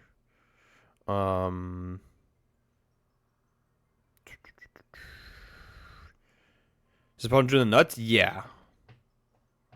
No denying that. Well, game one, Fabrizio basically drew perfect. All right. That aside, though, let's get into top 8. We've been going through these super fast, honestly, which is chill. I'm super chill with that. It's kind of been more laid back. I'm actually super happy with that. We're gonna have Josh Frink here playing the Gardevoir, Chicago local. That means he's a homie. Okay. Actually, Josh didn't go to that many Chicago tournaments while I was in Chicago. I saw him a couple of times, but like not that often. But yeah, on the right we have Brandon Dean here. But yeah, no, like once a Chicago homie, always a Chicago homie, right? So it doesn't really matter. Is this the iconic TSS win on the notepad? Yeah. Yeah, a lot of these games just didn't have a whole lot exciting happening. There's not a whole lot to break down, I'm gonna be real.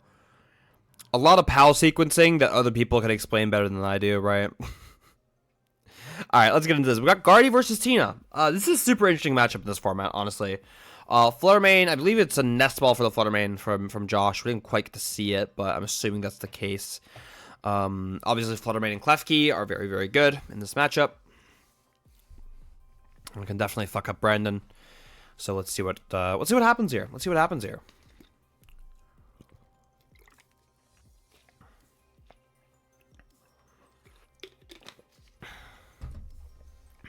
All right.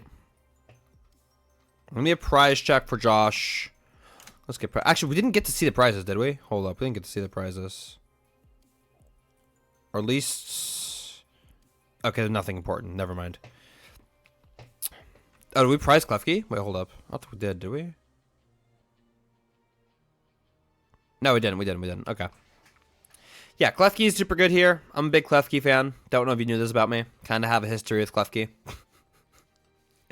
Kind of have a bit of a history with Klefki. But gonna be the Fluttermane here for Josh, and a pass seems reasonable to me.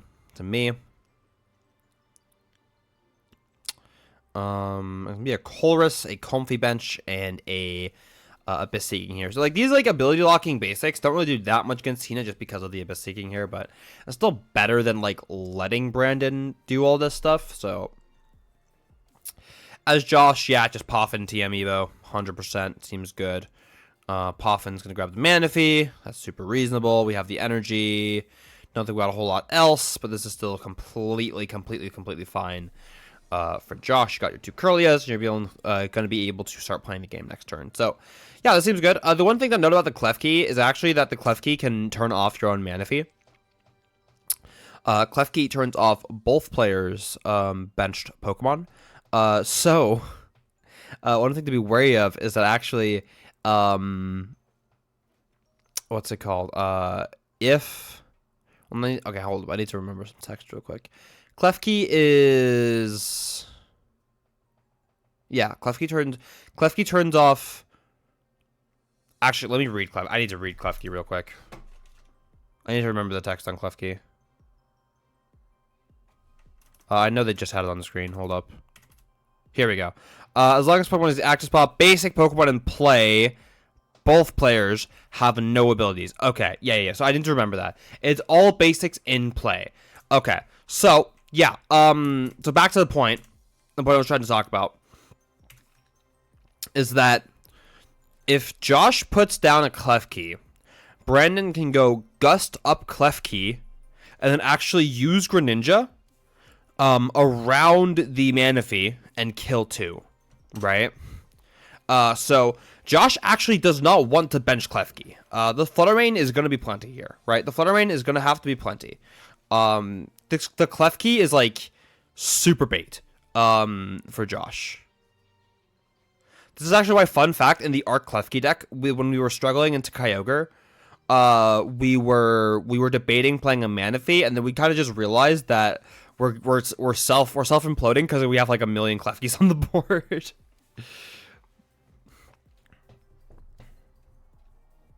I didn't know until yesterday, but Bundle shuts down Alone Vulpix with his attack. This is true. This is true by technicality. It does do that. Alright, what we got here? Prime Catcher up a Curlia. Seems reasonable. Now this Comfy's able to play the game. What do we got here? Not a whole lot. We got a cram. We're at, what, 5? So it looks like we're just cramming. I guess this is fine for Brandon. I'm trying to think, what's your line in this matchup for Brandon, right? Like, even, like, what's the line for these players? Because I feel like... Josh wants to, like, abuse Flutter for as long as possible, but, like, when you're not able to abuse Flutter anymore, like, how does this matchup go? I actually really don't know. Because you can't play the same way you used to play at last format for either player. Because the decks are, like... so different from last format. So I have no idea how this matchup's supposed to play out. So wait, hold up, what are we waiting for here?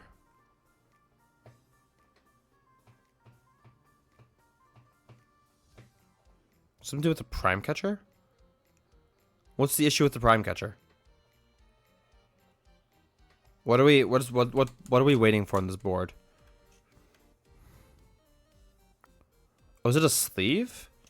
Oh, wait, Brandon cut himself. Oh, I remember this. I remember seeing this shit on Twitter. Brandon literally got a paper cut.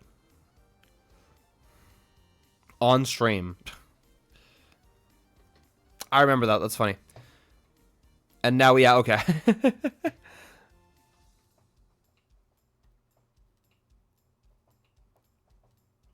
Alright. So going into Josh's turn, is going to be an Iono and not a whole lot else. So definitely not a very exciting hand for Josh, but we do have an Iono, so it's not terrible.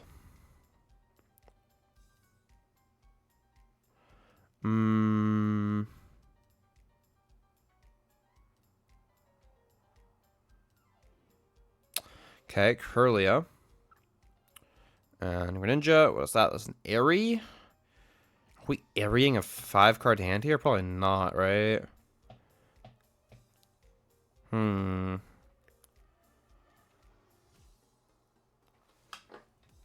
Low-key, this might be a matchup where, like, Gardevoir EX is still a good attacker for Josh.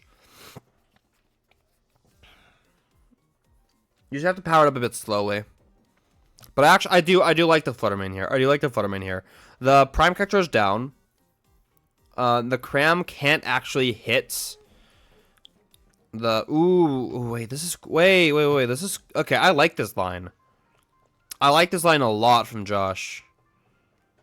You're putting pressure on this Giratina, and now, like, you can actually kill the Cram with a Flutter. So if Brandon is able to boss... Yeah, it's going to be Abyss Seeking, because you can't do anything else. No Comfy, no nothing going on here. Gonna be a fat brick for Brandon. And now you're probably just ahead as Josh here, I'd imagine. Gonna be a gonna be an Earthen Vessel here. Airy is in the hand for Josh. And Tina with just guard. Yeah, that's definitely the line. Yeah. Yeah, because now your Guardy is exactly killing a Tina V-Star. Ooh, that's a lot of good cards. Are we ever getting rid of the... Oh, that's interesting. Okay, so I typically assume it's Rod Gate, but Josh disagrees, and I actually... No, I like that. I like that. Counter Catcher especially is like one of your best lines in this matchup as Brandon, so this seems good. This seems super, super good. I mean, Ultra Ball here for Josh. Probably just always a Ralt? That's not a Ralt. That is a Scream Tail. Interesting. The thing is, like, you could just take this knockout, though, as Josh. You could take the knockout on the active, and you're really not getting threatened by a whole lot. And you could probably just go, like, for this 1-1-1, like trade back and forth for the rest of the game type of deal. You could also attack with the EX. I think attacking with the EX is kind of fine, but it's a bit risky. So we're going to be the Scream Tail. We should have plenty of energies. Yep, we do. I would not... Actually, well... I think we should be scared of Sableye here. For Josh. Me, top deck of the Colress for Brandon. That's a yikes. That's certainly a yikes. Concealed cards here now. We're hitting 10. Yeah, I don't know if I agree with this play for Josh, honestly. Because we're just getting Sableye, surely. But then again, like, is that what we want? He threw the discard Jirachi? I don't think that's necessarily true.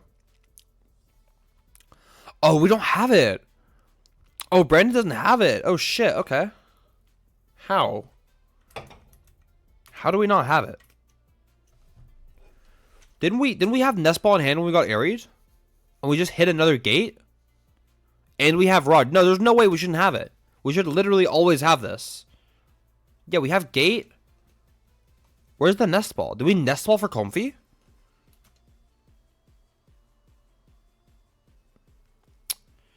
That must have been a mistake for Brandon, surely. I'm fairly certain we had it there. But now, I mean, now Josh just gets to attack with this Flutter Mane. Yeah, you just get to attack with this Flutter. I think we have the Rod. The Rod is probably for Jirachi, among other things. Yep. That's rough for Brandon. I'm fairly certain we could have gotten there. I'm fairly certain we could have launched a Sableye attack. But now this game is rough. There's a Flutter Mane staring you down, which means the only thing you have to rely on is your hand and the Greninja.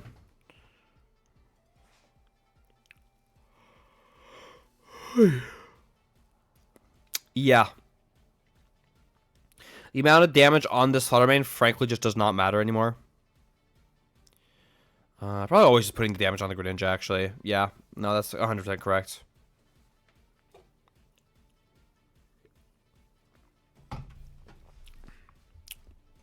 Yeah, no funny business with the Comfies. There's a Flutter Mane in the active. Gonna be a draw 2 for Brandon off of the Greninja. Boss in hand. A couple boss in hand, actually. I think we have a couple. Gonna be a Rod, couple energies, and the Cram. Gates here are gonna be used for what? For the Comfies? Oh, we're attacking with Spinning Attack here.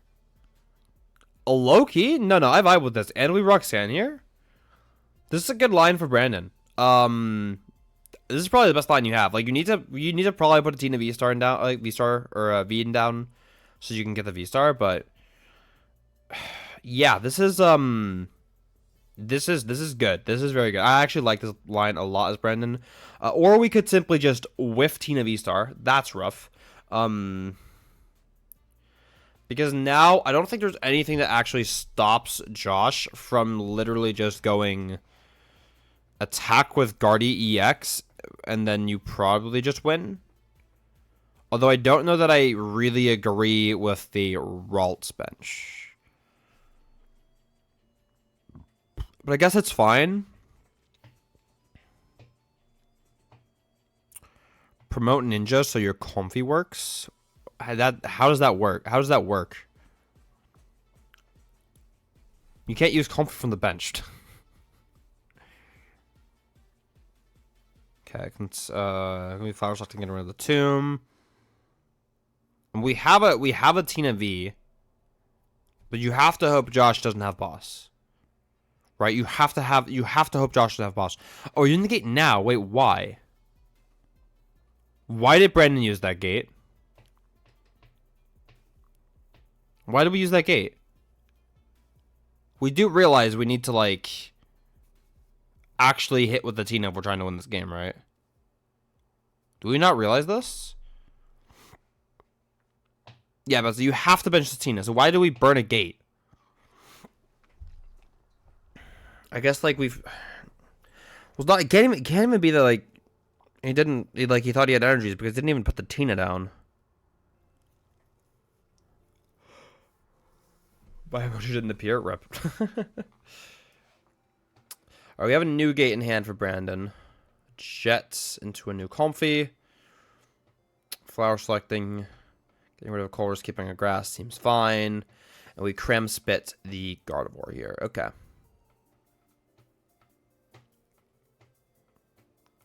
Let's see. We got Poffin, Arvin, and Iono in hand for Josh. I think I like Iono more than anything else here. Honestly, I think I like Iono more than anything else. Hero's Cape. That's pretty good.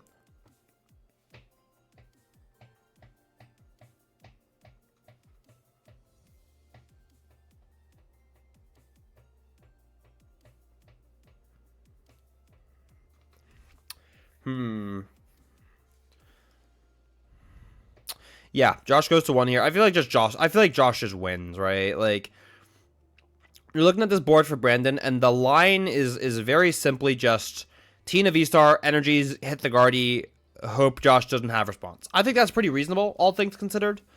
But, like, you know what? Like, it's, you know, what else can you do, right? It's gonna be a boss.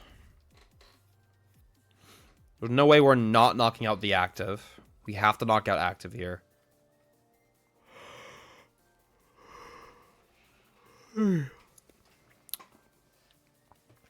We have to force second EX out of Josh. That's your best line here, is Brandon.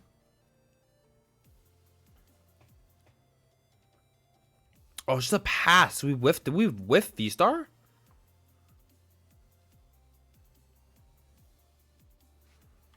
Bro, this was genius. What was genius? Yeah, no. Josh just vibes.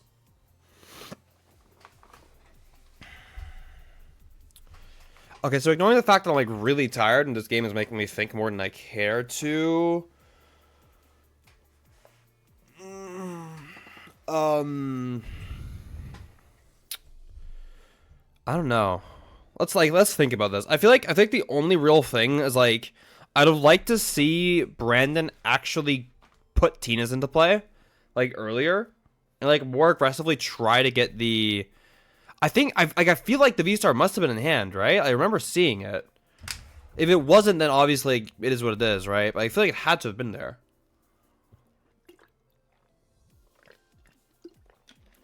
There's a couple things for Brandon there that, like, were kind of mid, but it's very possibly just stream nerves.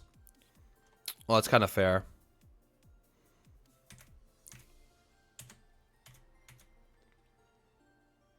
He threw one from Comfy for gear. Oh, he thought it was... Oh, okay. No, that's fair. That seems fair. Okay. That makes sense. That makes sense.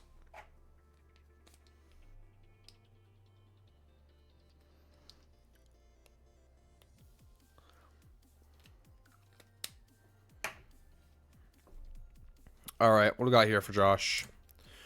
Manaphy prize for Brandon. Don't know why the Manaphy didn't hit the board last game, considering that Screamtail was an option for Josh at several points. Besides that, Rod Countercatcher for Josh, Rod Boss for Brandon. Nothing super important for either side, though.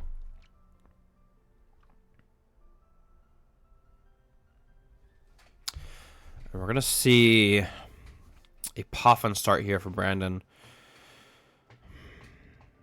So, no Flutterman in the active, and we are going first. So, this is pretty good. The one before, I don't know. Listen, I'm not going to worry about last game. Okay.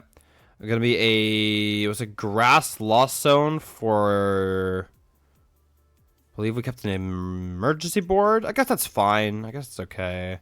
Getting rid of a Tina V-Star. We got a, I can't see it. It's at the back of the hand and we haven't been shown. Okay. Well, looks like it's an attach and a pass. I mean, this isn't bad for Brandon. He got 3 into lost zone before the flutter hits the board. Yeah, you got free on the flutter before.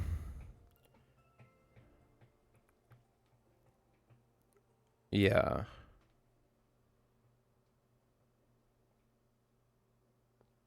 Yeah, I mean, this is fine for Brandon. This is fine for Brandon.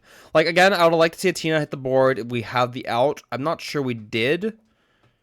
So I'm just going to give Brandon the benefit of the doubt here.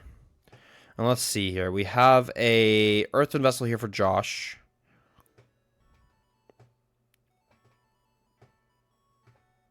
See a TM Evolution. Oh, there's an S-Ball. Okay, we are doing something. Maybe a Flutter Mane. Interesting. Free on Flutter before lost side is the board. True, bro. True. Trust. Really? Oh, we have Iona. We have Iona. Okay. So I guess the idea behind this line as Josh is that, like, if you whiff Poffin here, you have retreat into Flutter to buy yourself time. If you have Poffin, you just do it, right? But I mean, Ultra Ball for a Ralts. We're going to retreat into the Flutter, and it looks like it's a... Oh, it's a Teleportation Burst. Okay, that works too. You can get the ever-important 1 damage counter, but it's going to be a Prime Catcher immediately for Brandon. Not what you want to see as Josh. I guess if nothing else, you have forced the Prime Catcher early. So it's still value, but not ideal here for Josh, especially if you're at the mercy of potential Greninja here. Greninja here on this turn for Brandon would effectively be game ending. It would basically be game ending.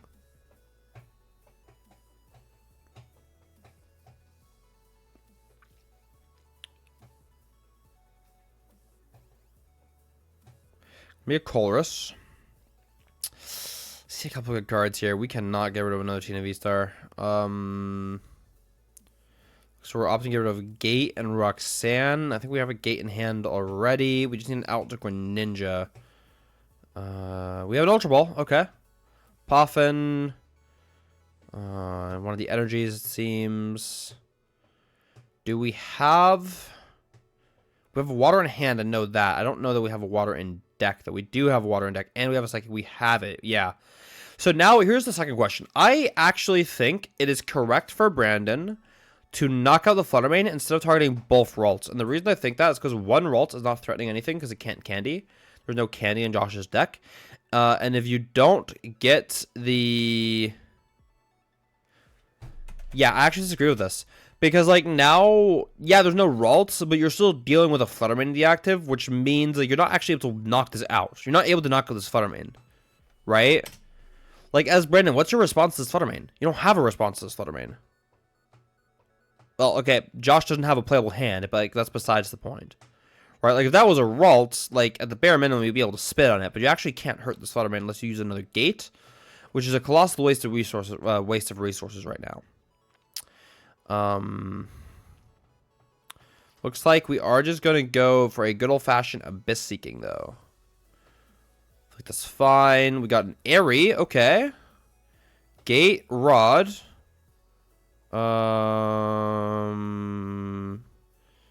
Yeah. No, this is super good. Okay. And now Brandon is down minimum 3 gates. Gonna be a pass, Tina, attach, V-Star. Okay, never mind. 1, 2, 3, 4, 5, 6, 7, 8, 9, 10. Yep, that's 10. Josh had to, like, double check there. I think it's fair. I think double checking there is absolutely fair. Oh, good. I'm a lot more tired today than I thought I'd be. I'm not gonna lie. I woke up feeling fine. Woke up feeling energetic. Like, even like I deck builded, I played on live, took a shower, ate breakfast, felt fine. And now I just feel like really tired. I don't know why. I don't know what's going on. Probably just need an energy drink. I'm a starved caffeine addict. Alright, game 3. I love how animated Josh is. It's great. I love when people get like really animated on stream. It's super fun. Alright. Prizes to note here. 1-1 Tina Iron Leaves is not like super important for Brandon, but definitely noteworthy. Airy, Guardy EX, Screamtail for Josh. Nothing we can't solve. None like, yeah, like none of these like, these are all worth taking note of. Like nothing that should be costing anyone the game. And Josh did start Fluttermane because he is simply just better at the game. Looks like we're gonna shuffle and then realize, hey, I should probably prize check. That's technically illegal, although you are able to just ask your opponent if you're allowed to do that. But like it doesn't matter. If you complete a deck search and you start shuffling and you go like, wait, I want to go back in and check something, you're actually technically not allowed to do that. Although your opponent can obviously just give you permission, which is like, you know, it's like the nice thing to do, right? But I think that's completely fair.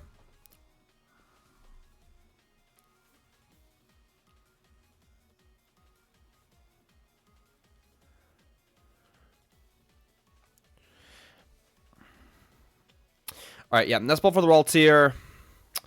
And then what else do we got here? Looks like it's energy and it's a pass. So not a whole lot going on Josh's board, but you do have the Fluttermane, so you are in a pretty good spot. And it seems Brandon does not have the Prime Catcher, like, immediately like the first 2 games. So this is definitely pretty good for Josh. Although we are still getting Abyss Seeking. Do we have Colress this time for Brandon, though? I don't think we do. We have a bunch of energies. We have a bunch of energies of Rod and Roxanne. So let's see, we had a Colress. I believe that is a Colress. Yep. And we hit the Prime Catcher. All right. No. Brandon's vibing. Brandon's hitting the sauce right now. We're getting rid of one of the Comfies. I don't think we're getting rid of both of the Comfies, though. I don't think we're getting rid of both of the Comfies. Okay.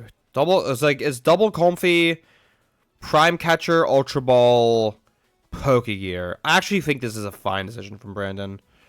I'm definitely getting rid of the. Oh, well, are we getting rid?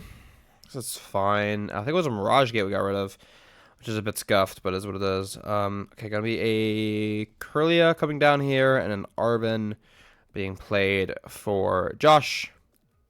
Kind of just saying like, hey, we're using TM Evolution this turn. I think that's fine. I think that's super correct. Yep, we get to fill our board with Curlias. Obviously use the... Oh, we have a Nestball hand. Okay, that seems fine. Manphy, absolutely. Attached to active as well as the TM Evolution. I'm gonna 2 more Curlias and it's gonna go back over to Brandon's turn. This is basically ideal for Josh, right? Like a little late by a turn technically to have this board, but you're still really not threatened by anything unless Brandon once again has the Prime Catcher, which absolutely crazy that Brandon's found the Prime Catcher this early, all 3 games, but whatever.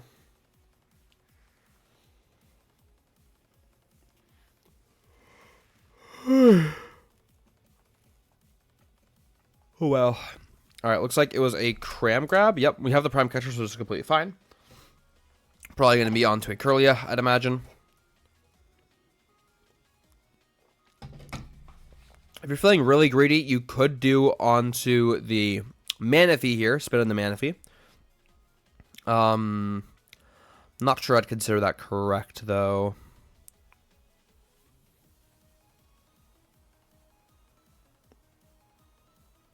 There's the Prime Catcher. Flower selecting. Get rid of Poffin. I think we kept a Gate. I think I like that. You're down a gate, so you kind of have to keep all your gates. And it's going to go over to Josh again. So, I think, again, we're just attacking with the Tina here, or with the Flutter Mane here. If we can take the knockout on the Comfy this turn, I wouldn't hate that. But, I mean, honestly, we can also do 90 to Cram and then do 20 to Cram next turn with the Flutter Snipe. So, yeah, the only thing that's like actually responding to this Flutter Mane is the Tina. Theoretically, the Greninja could, but realistically, it's never happening. It's going to be an Iono here for Josh. This is probably fine.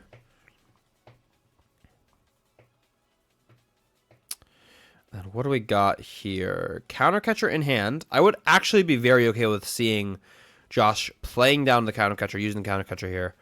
Onto that Comfy. But then again, like, maybe you're if I kind of find a hold it, actually, because you just do, like, 90 active and then you do 20 to it next turn. I'm not sure. I really can't make up my mind on that.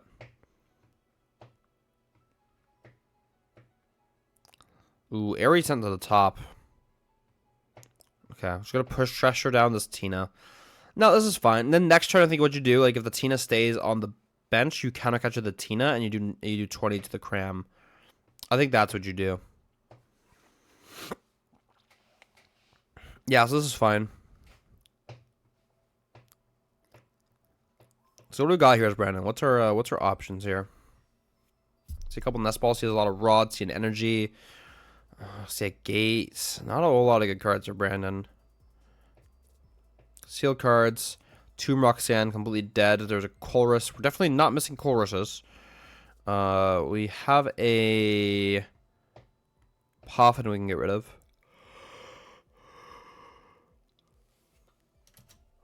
As well as... What card is that?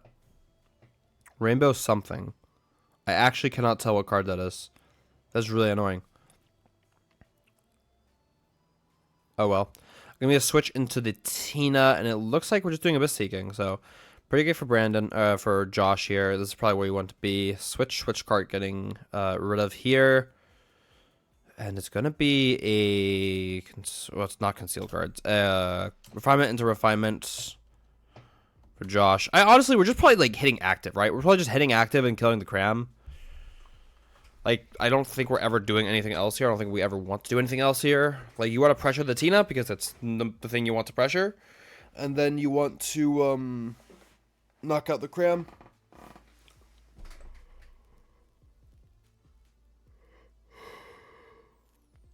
Honestly, if you really wanted to as Josh, you could probably like not even like kill the Cram and like kill the Cram later in the game, but I like killing the Cram now because you go to even prizes. I think that's where you want to be as Josh. Although we are grabbing the Drifloon. Are we attacking with it this turn? Really? I guess Josh is kind of just saying, like... I guess Josh is opting to say... I'm not scared of anything you do if you don't have the Tina V-Star. Which actually, like, low-key, I kind of don't hate. I actually think I agree with this line as Josh. I think I agree with his line for Josh. Okay, gonna be another Comfy here. We're at 10 now for Brandon. A massive hand, but with no Tina, there's nothing going on in it. We need more Alta Tina V here. If you just try to play this as Lost Zone and nothing else, you will lose. So grabbing up the Sableye here. The Sableye is going to be good here. There's no Jirachi. But how much HP does Drifloon have left? You might be able to take 2 prize cards. No, it doesn't have more. It definitely has more than 50. No, it doesn't have more than 50. It only has 40 HP left. What do you mean, why? You mean, why can't we go full single prizer here? Because we're behind, primarily. Well, we're not necessarily... Okay, I'm not necessarily going to be behind here, but you don't have the resources to go for that. Mainly, you have no response to Gardevoir EX if you choose this line as Brandon. Oh, it's a Thornton! Oh, shit! Oh, shit! Wait, bro's playing Thornton. I forgot about that. Oh. think Blossom Box's favor versus Guardy? Not in this situation. Okay, hold up. Is Thornton actually correct this turn, though? Is Thornton actually correct this turn? Because, like, we have the Tina V-Star, but what if Josh knocks it out? But I guess the idea is, like, if Josh knocks it out, then Josh is susceptible to Sableye. But if Josh goes, like, Drifloon... If Josh goes Drifloon, Jirachi, Counter Catcher, Knockout, Tina... No, but to do that, you have to make it a 2-Frizer. Or you have the Hero's Cape. Yeah. Well, I feel like the issue is like it's the combination of Fluttermane and Iono, right? Like Fluttermane killing Sableye here, like how do you respond to that as Brandon? You don't. Well, you have the Tina. Back deck, don't expect to have it. All right. That's not a win condition last time I checked, but whatever. As your Rod, it's gonna be Drifloon, Ralts, and Mimikyu. Okay, seems fine.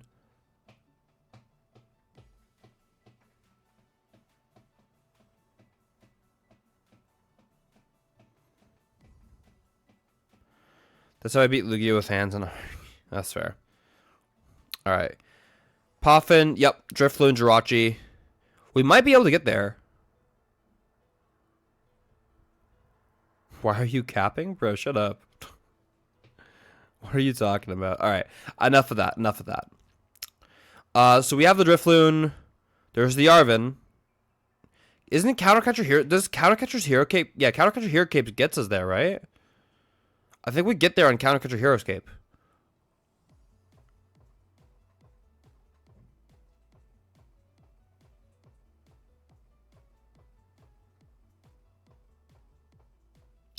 Yeah, we're just kind of like...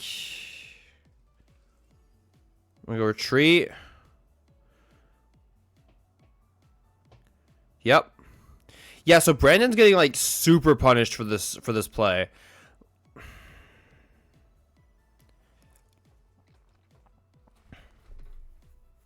Yeah, Brandon's getting like punished for this play heavily.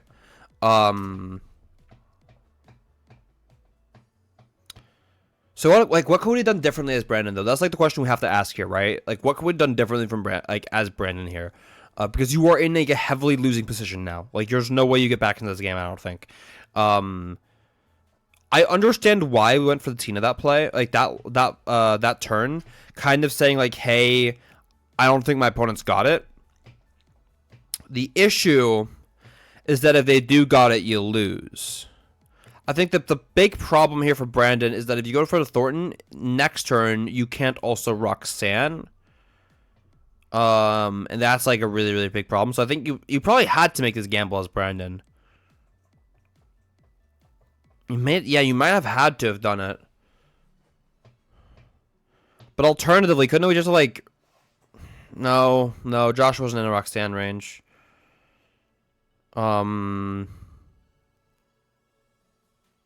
Yeah, I don't know. It's weird. Gonna be the Curlia being grabbed up here. That aside. And a Roxanne. How do you ever get back into this hand as Brandon? Or into this game as Brandon? How do you ever get back into it? I just don't think you can, right? Like, if you were gonna win if you were gonna get back into this game, it was gonna be with the Tina play. But that clearly did not work, so...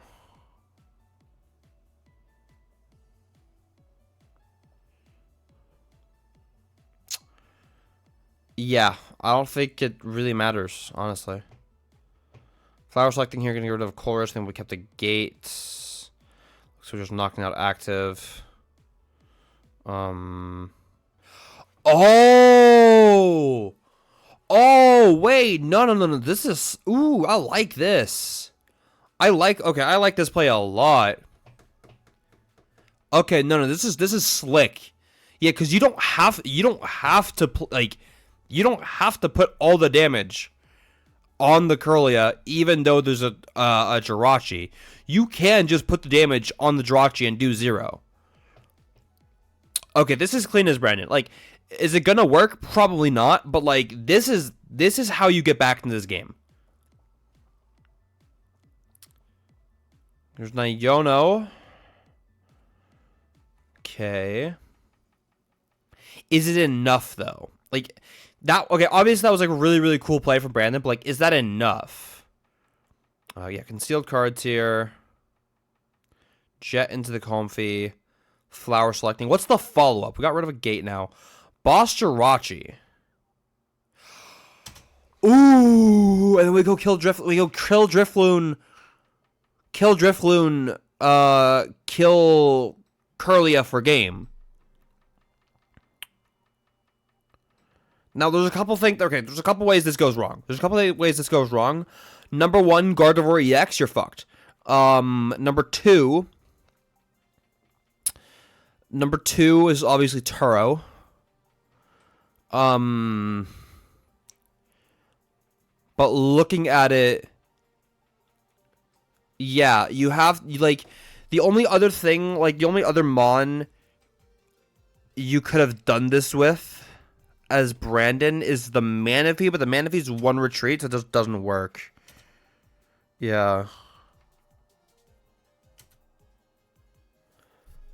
This is not failsafe as Brandon, but I do think this is Brandon's most likely way into this game.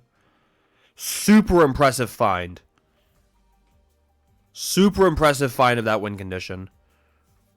We have Ultra Ball, I believe we have a Collapse Stadium. We have a boss as well.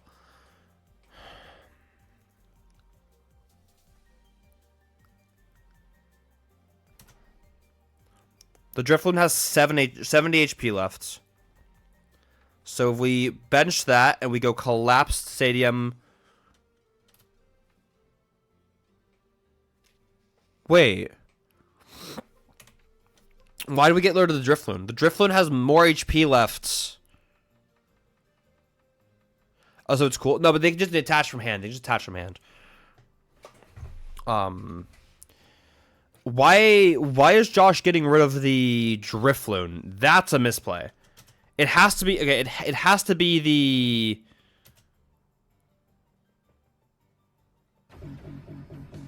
It has to be the Kirlia, because Kirlia has 10 HP. Wait, is it game? Oh, wait, the Cram has damage. Wait, the Cram still has 90. The Cram still has 90. Oh, shit. Yeah, it's game. Okay, it's just game.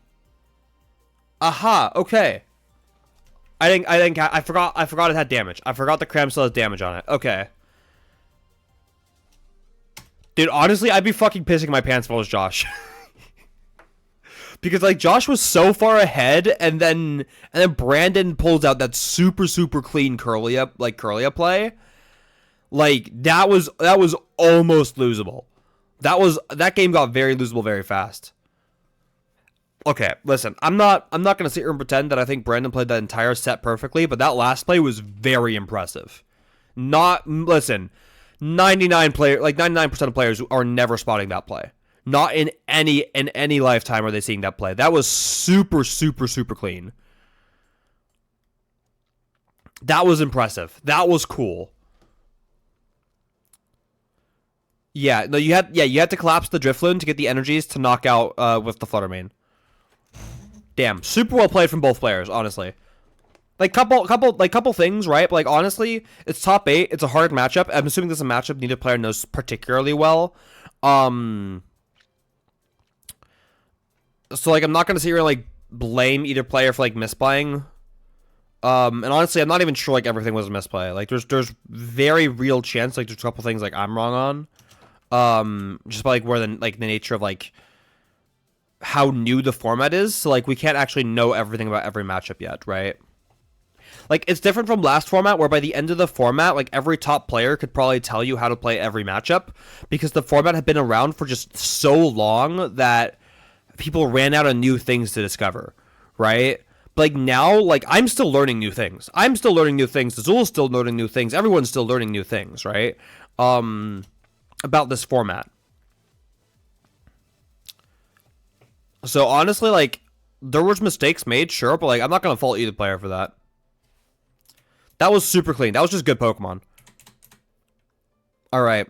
That aside, let's try to dive into top 4. Reagan Retzloff versus Jake Ewert. I don't think I pronounced that correctly, but we're gonna call him Jake, so it doesn't matter. Ancient Box, big fan of Ancient Box. I'm a big Ancient Box believer. Always have been. Never doubted it for a second. Both players prize Greninja. God damn it, Reagan, not again. Besides that, yeah, these ancient supporters at the top of the prize cards here for Jake are that's definitely not where you want them. But yeah. That aside, this is a super favorable matchup for Jake. This is a very, very, very favorable matchup for Jake.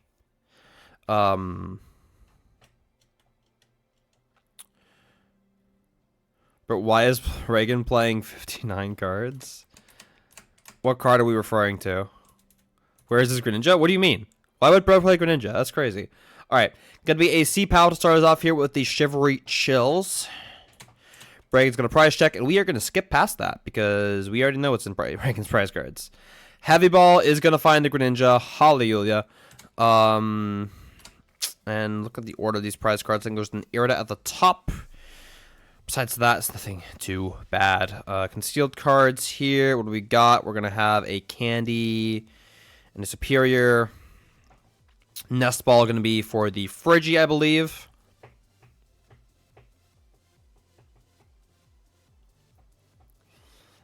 And it's going to be another Nest Ball.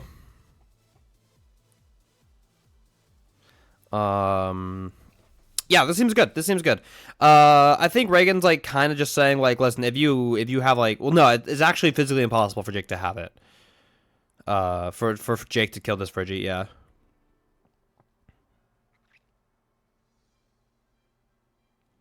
Okay, gonna be a Pokestop and a Dream here. Okay, a Pokegear. No, we already had the Explorer's Guidance in hand, so let's see what we got. I do not see a whole lot of good cards. Counter Catcher, Sada, Fire Energy. Can't make the rest out. I think that's a Super Rod. Earthen Vessel, yeah. He got donked. I know. I know he got donked, but like, let's pretend for a second he didn't. Okay. Let's pretend for a second he didn't. Yeah, I believe there was 0 outs to basics in that Explorer's Guidance for Jake. So it's going to be a pass. Reagan's just going to be playing open hand, and both players are going to go like, damn, that's crazy. And then, yeah, Reagan's going to win game 1.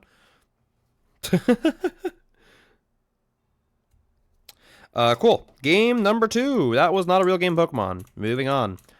Let's see here. Silene at the top. Bundle. 2 energies. Okay, this is interesting. Nothing super important, but, I mean, let's hope Reagan isn't ever in a position where he actually needs to say lean for a win condition, right?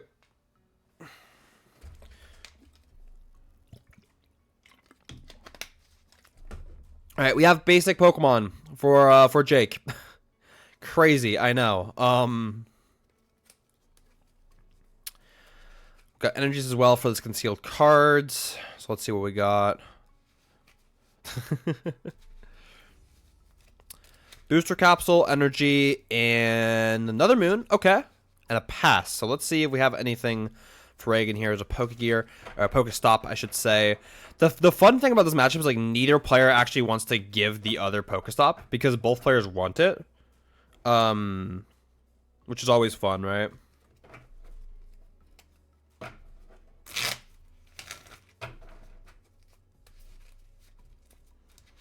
All right, gonna be Shiver Chills and a deck search here for Reagan.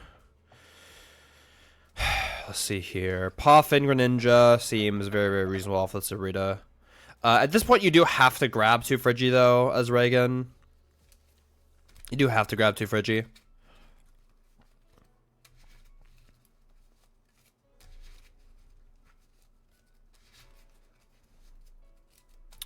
Let's see here. It's going to be a concealed cards. There's a nest ball. Okay, that's pretty good. And a Friggy. So we are able to fill our bench. We are able to get all the guys. The whole squad is here for Reagan.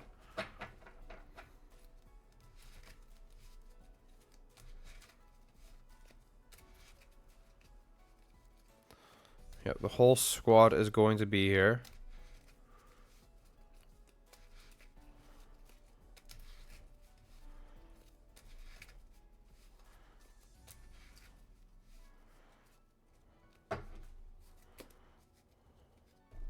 And what are we doing here? Are we not nest balling for Bidoof? That's interesting. So let's try to catch like another... I want to see like another glimpse of Reagan's hand here. Energies galore.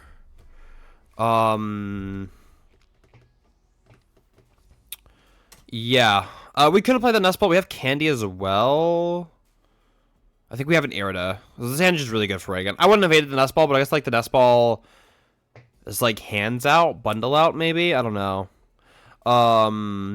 He lost this game because benching Chien-Pao for no reason. We'll get there. No spoilers, please.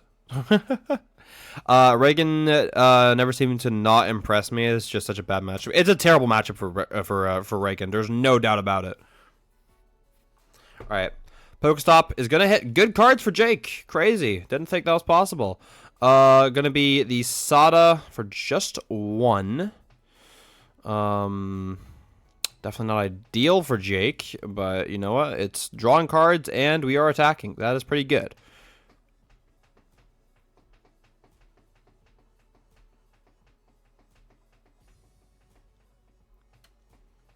I hate it when a such niche deck beats a meta deck. Otherwise, it's not that good.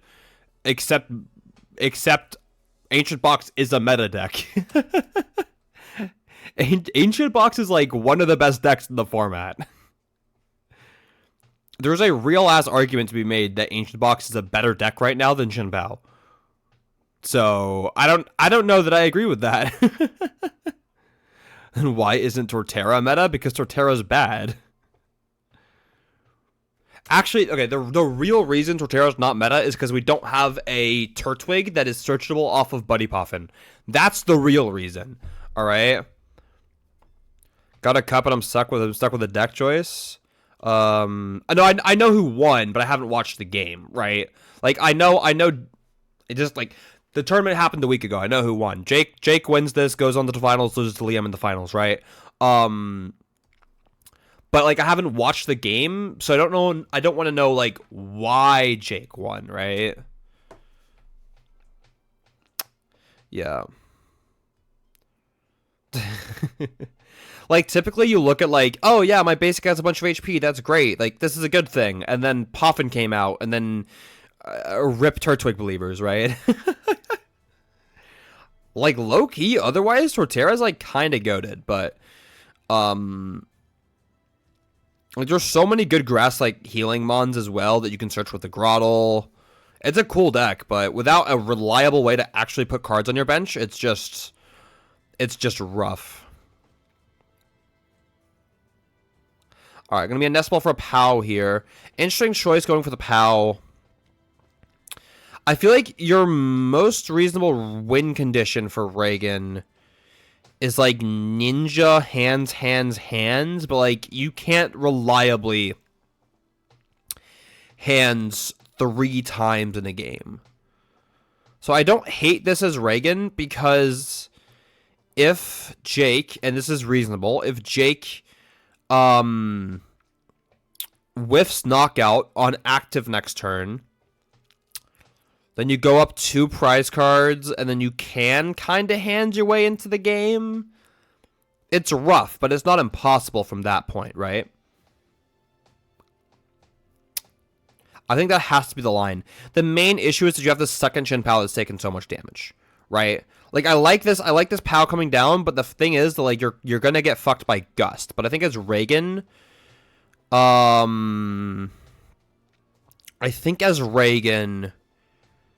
you kind of have to be okay taking that risk because the matchup is just that bad, right? What deck would you say is good for a cup? Play whatever you like. Listen, the best advice I can give you in this format is pick a deck that you think is good, that you have fun playing with, and that can realistically beat Zard. That's important too. And stick with it. Have fun with it. And bring it to everything, right? This is a format that rewards you for mastery of a deck into every single matchup, right? Most matchups in this format are inherently 50-50, right? So if you have a deck you like playing, stick with that deck, because as long as you know your deck better than your opponent knows their deck, you are going to be favored into most matchups in the field. So if you want to play Pao, I think Pao is completely fine. I think Pao is very well positioned right now. It's one of the few decks that has like a very real Zard matchup, right? Especially with Zard players not playing Airy. I think that's where Pao is like at its best, right? I think the matchup gets a little sketchy when Zard plays Airy, but like it's a good thing we play Silene. You can thank me for that later. Alright, I'm taking a little too much credit for Silene. If I hadn't come up with it, someone else would have, so it doesn't actually matter. But besides the point, but yeah, no, I think Pow's good now. I think Pow's really good right now, and I think it's a good call for locals and whatnot. It's consistent, it's powerful, right? Alright, so that aside, though, we're going to see Jake playing the Sada. And I can't really see what's in Jake's hand, but I'm assuming the line is going to simply just be to fill up this discard pile with ancient cards.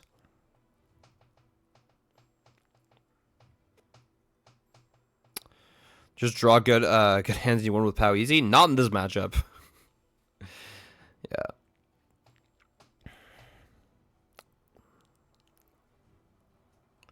Yeah. All right, I'm gonna be a punch into the Pao. Free matchup. This is a free matchup. Reagan has Silene in his deck list. Yeah, I know.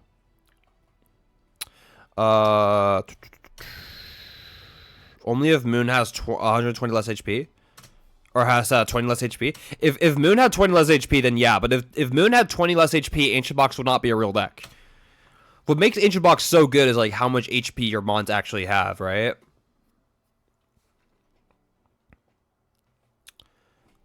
Like knocking out a Roaring Moon is like a big investment for most decks, right?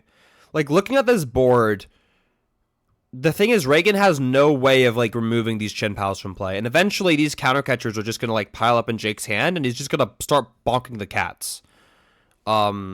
Especially because Reagan's line here is knockout active with Chien-Pao. You get knocked out in return, then you have to go hands. Then your hands gets knocked out.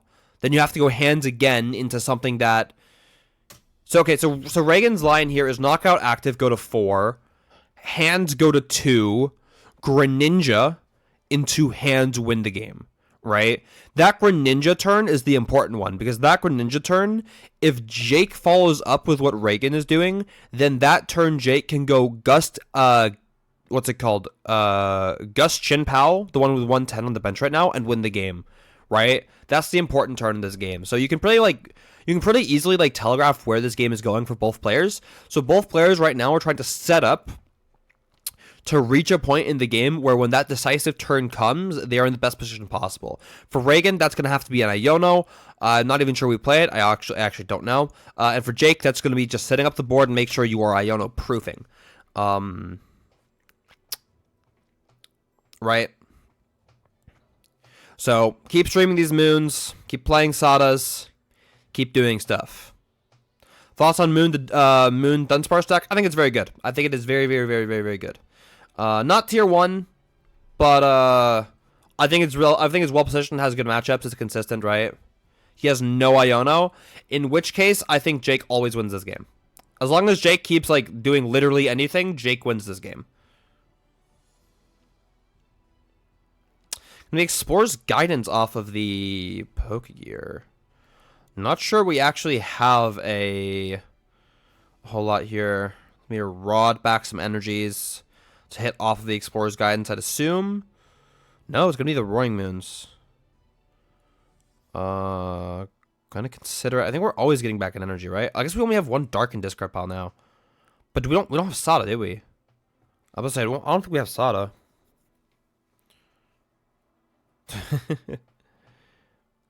Meowscarada goes crazy. There's no way we're discarding Penny here, though. Really?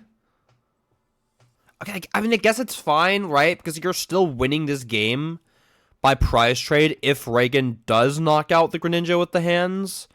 But, like, if you play the... I guess if you're not playing Penny this turn, it doesn't matter. Actually. Yeah, like, if you're not playing Penny this turn, it doesn't matter. That's the thought process for Jake here. I guess it's not terrible. Oh, we whiffed energy. Oh, shit. But no, but this is fine. This is okay. Loki. Well, okay. I'm not sure. Geez, that's 3 explore. Okay. I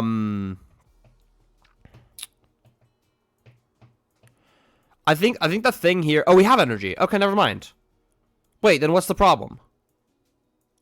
If we have energy, then what's the problem? I mean, this board is scuffed as hell. Don't get me wrong, but like still, no. Penny's absolutely still relevant. Don't get me wrong, but.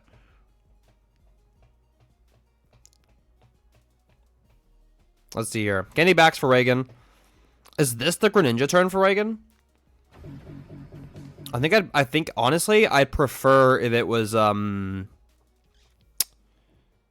I'd prefer it was something else. Yo, Chattis, thank you so much for the raid. Hell yeah, welcome in, guys. Welcome in. We might be a little bit late, but we are finishing up Orlando today. Honestly, haven't watched this video, and obviously Jake is quite good to get this far, but some decisions I'm not sure with. Yeah, I agree. I think I might be misremembering this, but I do think Jake admitted to making a couple misplays on stream due to stream nerves, which I think is fair, right? There's obviously a lot of fatigue that builds up when you reach it, when you make it to this point in the tournament. But yeah. Get to check out some top 4. Yep. Although it's a bit of a one-sided matchup. All right. Superior energy retrieval here for Reagan. Get the 4 waters. So it seems like we're going for the Greninja this turn. Yeah, I think that's fair, right? Like, I'm very critical of people when I like VOD review, but the fact of the matter is that that's only just to like point out what we can be doing better, not because the players don't deserve to be there or because they're bad players, right? Like, I make mistakes on stream all the time, and I'm not actually talking about my personal stream. That's straight up throwing half the time. I am talking about like when I go on stream for like tournaments. I don't always play perfect, right? Very few people do, because perfect Pokemon is an illusion, right? It's a lot easier to spot these plays from an outsider looking into the game, right? It's a lot easier. Yeah. Absolutely. All right. So it's going to be the Greninja play for Reagan. This is your best bet, right? If you don't have the if you don't have the hands here. This drum goes crazy hard though. Drum for 4. Love to see it. Absolutely love to see it. Energy capsule. Oh, interesting that we're choosing to capsule the moon that doesn't have damage on it. I mean, obviously they're okay, both these moons are still susceptible to hands, but if you capsule it, it's not susceptible to a second Greninja ping. I definitely disagree with that capsule attachment. That should 100% have gone on either of the damaged moons, right? Jared played Boxed Order. Yeah, Boxed Order is not it. It's a fun concept, but it's like, please area me. All right, Pokegear here, or not Pokegear. Pokestop here for Jake. Oh, we have the boss. We're bossing the... Oh, I like this. Because now, like, if Reagan ever gets the hands play, you basically immediately win the game as Jake. As long as there's, like, actually energies in play. But that's, that's why I hate this booster capsule attachment. If the booster capsule had gone on active moon or benched moon with damage, either or, Jake's always winning this game. Now, because we go for this play as Jake, what happens is that Reagan can go 90-90 kill both Kill-Pulse moons with a single prize board, right? Jake goes to 1. You go hands, prime catcher. Okay, the alert is like really loud. I should probably like turn that down. Anyway, yeah, you go like alert. You go hands, prime catcher, superior, kill amp ninja for game as Reagan here, right? Now, I don't believe Jake has used the pal pad, and the penny's in the discard pile. So we have penny pick up Greninja that that wins us the game, right? But it's we don't have to be in that position as Jake, right? We don't have to be forced for the penny, right? Like it's an unnecessary risk to take. Or even better, no, okay, never mind. I was about to suggest something super, very, very dumb. So we have the superior. Getting rid of a rod, okay. And I guess if we don't have anything else, what's the caster point to be in the deck?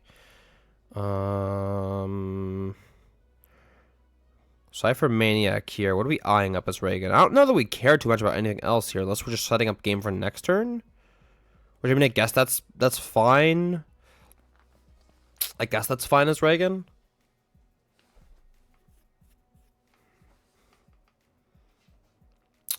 Yeah. Those go on top. We attach the Greninja. We attach the backs. We kill the moons, yeah. So Jake's getting punished here. Jake is absolutely getting punished here. But if we are able to penny this Greninja, the game basically just ends. The issue, like, that's another thing. Like, the issue with penny Greninja is that if we're going penny Greninja, we're not powering up this benched moon in any way. And if we're not powering up the benched moon, then Reagan has Prime Catcher attack to stall. So, like, Jake has given Reagan, like, a chain of win conditions that he frankly should not have, right? Pokegear goes hard here. Yep, pick up the Greninja, absolutely. And now it's just about maximizing your odds, right? Get rid of Pokegear, obviously don't need that. You're one-shotting everything in Reagan's deck you were a while ago. I think at this point we're just thinning the hand down. Reagan's gonna do some math. Don't know what we're doing math on, but we are counting stuff. Gonna be a rod. Interesting. Probably just all dark energies, or at least 2. Okay, sure. I don't know that the specific count matters too much, but whatever.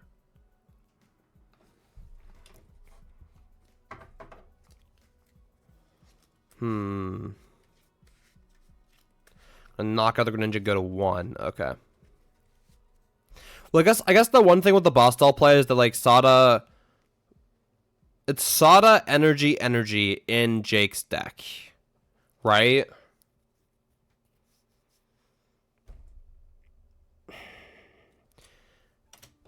Isn't that a misplay?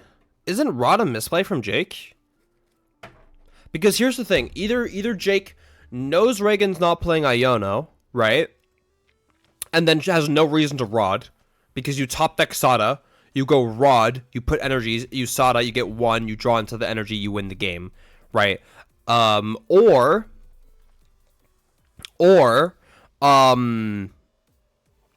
what's it called? You get Iono'd, and you could theoretically draw energy off the top into energy for turn, and then you have a dead hand, and then you lose, right? If you whiff the Sada. So the rod here means that you can theoretically lose to Iono as Jake. Jake can theoretically lose to Iono. Now, I don't know what's in Jake's hand. If we have a Sada already in hand, or a way to draw Sada, I think we have Greninja in hand. So there you go. We have Greninja in hand. We just discard the energy, we top deck, we draw energy Sada, and we win the game, right? Okay, yeah. So if Jake knows that, yeah, and this is the exact play I was talking about Reagan making, right? If Jake knows Reagan doesn't play Iono, then it's like whatever, right? But yeah, energy, there, done. Okay. Yeah, like it doesn't matter, but like when it comes to like these micro decisions, right? Like there's always small things we could be doing better that we should be trying to do better, right? All right, let's go into game number 3. Ooh, a double superior energy retrieval prized for Reagan. Can't get the top, shouldn't be too important. Boss prize for Jake. Rod prize for Jake. I mean, nothing terrible. And a Charizard start. Okay. So let's see what we're able to do here in game number 3. It's going to be a prize check for Reagan. We're going to skip over that. As well as a Poffin. Looks like it's going to be a Friggy and a Bidoof. Seems reasonable.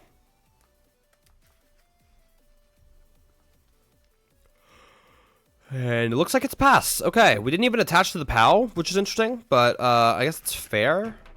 I don't really know what we have in hand as Reagan. It's not really showing the hand. Going to be a Nest Ball for Jake. Probably a Greninja. Assuming we don't have it already. Yep, eyeing up the Greninja right away. Easily the most important card of in your deck as Jake. One micro decision that leads to one mistake can slowly snowball over time. Yeah, exactly. Right. Yeah, this would be round 17. This is round 17. Alright, concealed cards here. Sada 1. Alright. I believe that was Explorer's Guidance times 2 and a Roaring Moon. Fire Energy hit. Okay. Ancient Booster Capsule. Okay. We're making Reagan hit an actual amount of energies next turn. And we're putting damage on this POW. I do not hate this. I think this is completely fine, yeah. I think this is super okay for Jake.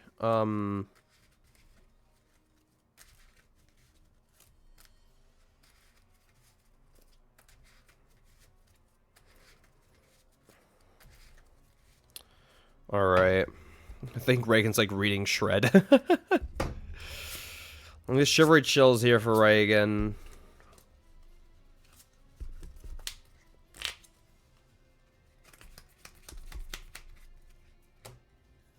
We have the the Irida. There we go. We have the Irida. We have the energies. So Reagan is taking this knockout, but I don't believe we have a whole lot else going on in this hand as Reagan. Like a bunch of junk, if I'm not mistaken.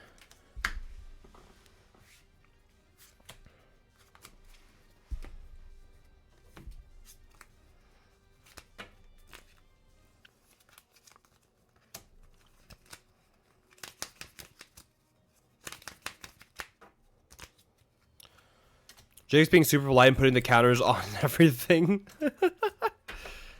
I mean, like, if I was Reagan, I'd just be, like, tapping. Like, I don't like using the counters on stream. I'll just be, like, tapping my, my cards. Alright. Yeah, really, really mid-board for Reagan here. Concealed cards. Oh, did we Crime Catcher? Oh, we bundled. Oh, interesting. Okay. Interesting. I like that. I like that. You get rid of the moon. The moon's definitely more threatening to Crydon here. Okay, Explorer's Guidance. Let's see what we got here. See, Palpad, Nest Ball, Sada, couple Nest Balls. We have an Ultra Ball in hand. Pokegear. See, that is a Vacuum. Surely it's just... Right now, eyeing up Sada Palpad? I feel like we keep at least one Nest Ball, don't we? Like, we're trying to get 2 moons in play, right? Are we not trying to get 2 moons in play? Ultra Ball. Get rid of Explorer's Guidance. We have an energy we can get rid of as well. Give me a Pokegear. Okay. Interesting. Seems fine. Explorer's Guidance being eyed up. I feel like you get rid of that. You have a couple Sadas in hand now, right? Seems like that's the play. It's going to be a Roaring Moon.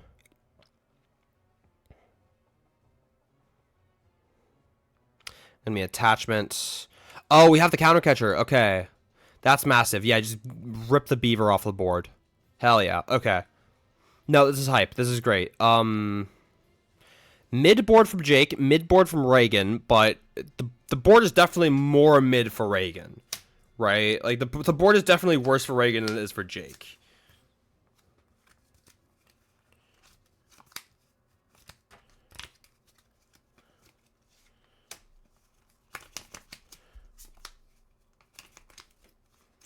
Be a Frigibench and an Irridaplade for Reagan.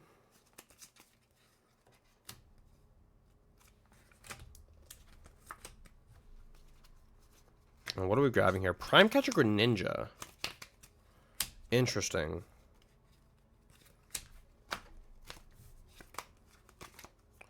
Prime Catcher. So we're going to keep targeting this Moon.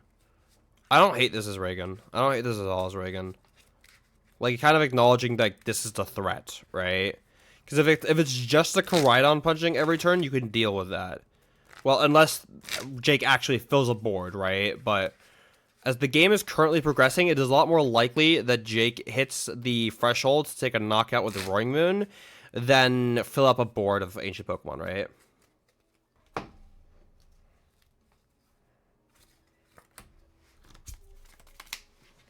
So let's see here. It's going to be I believe that was an Earthen Vessel.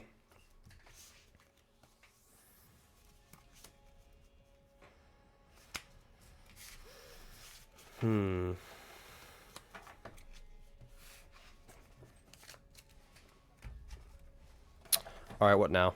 What are we talking about? Seems like the players are discussing something. But it might just be the fact that they're both bricking. Is there anything going on? Doesn't seem like it. No, it's just gonna be concealed cards.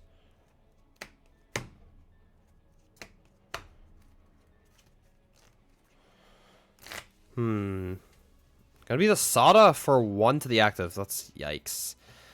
We did hit a Moon. With a capsule, okay. Anything to keep this thing alive. So now this Pao is gonna have 30 HP left after the Shred. Okay. Seems reasonable. Oh. This is just weird. This is just very, very, very weird for both players, right? Because, like, Jake's, like, technically still ahead. Oh, we have the counter catcher again. Oh, okay. Alright, we have another counter catcher. Dope. Yeah, this Pao being on the board is putting Jake ahead, but it's very scuffed. Neither player's, like, actually drawing all that much, right?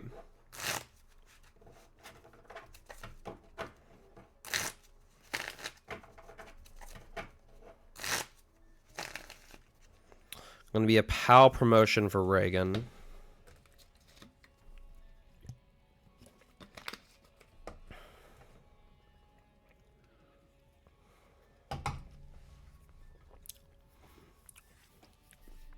I'm going to put down the Pokestop. Okay. Neither players really want to give the other the Pokestop, right? But I feel like Jake is the one who can take the most advantage of it right now. Reagan just kind of needs it. Reagan doesn't get choices here. This is certainly a game of all time that is very well described. I mean, looking at this play out, it is really just like a question of like, hey, can my opponent hit X next turn, right? That is what both players are asking here, right? And so far, at least to me, it seems a lot more likely that Reagan's going to whiff before Jake does. Especially considering that all it takes is like an amount of basics for Jake to like actually play this game, right? Jake just wants like a board.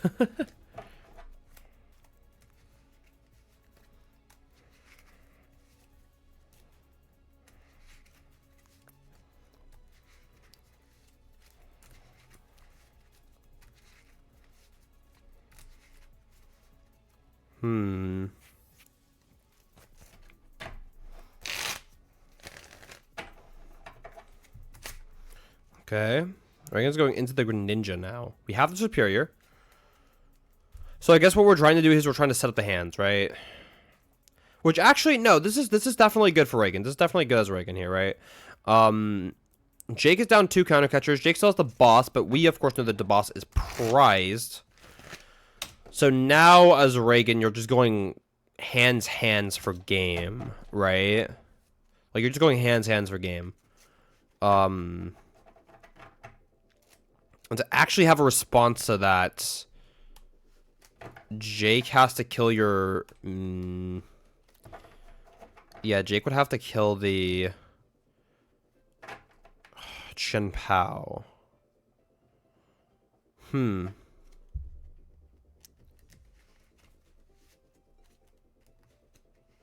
we're retreating. Okay, what does it matter if we're retreating into an already damaged Pokemon? What does it matter if we're retreating into a Roaring Moon here? Like, we could just as easily just shred the ninja here. I would be really okay with us going into the Fresh Moon, right? The Fresh Moon would force Reagan to have Gust twice, which unless we hit Silene, that's basically impossible.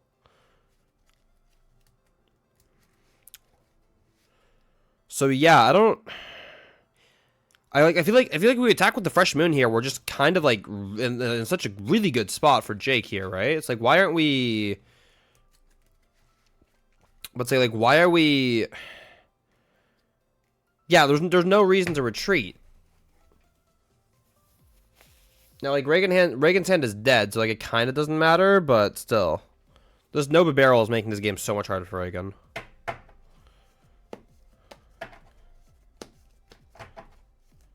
Yeah, we should definitely have gotten into the Clean Moon. There's the hands. I mean, the real hard part is that Reagan has to go back-to-back hands, right? That's very very hard. To say the least, right?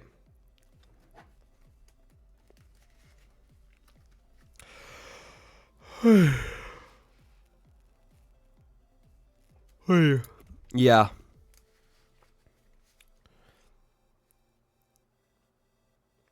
Because you also can't penny both the Greninja and the Koraidon next turn. As Jake.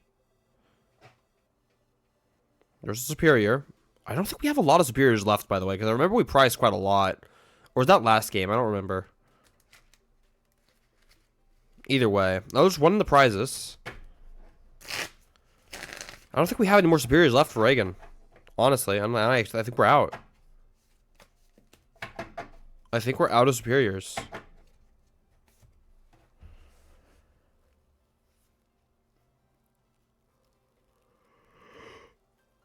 Because we have that last one in the prizes. So, Jake should just be able to knock out this... Yeah, Jake should knock out the hands and then kind of just a win, right? I think for Jake, like, your main priority this turn has to be just power up another Roaring Moon. Right? Whether or not you win or lose this game is now in Reagan's control. You have to play under the assumption that Reagan will not be able to get another hands plus Prime Catcher. You have to play under that assumption and set up another moon so that you can knock out anything Reagan has in play next turn when you go to one prize, right? That's your goal for this turn as Jake.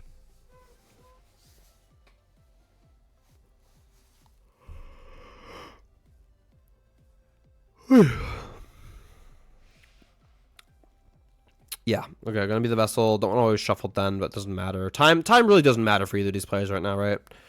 Gonna be Explorer's Guidance. We're gonna deck ourselves out here. Believe we have recovery cards, so that should never matter. Yep, Moon attach. We have a Palpad, which I believe is just double Sada always, right? Yeah, it's probably just always double Sada here for Jake.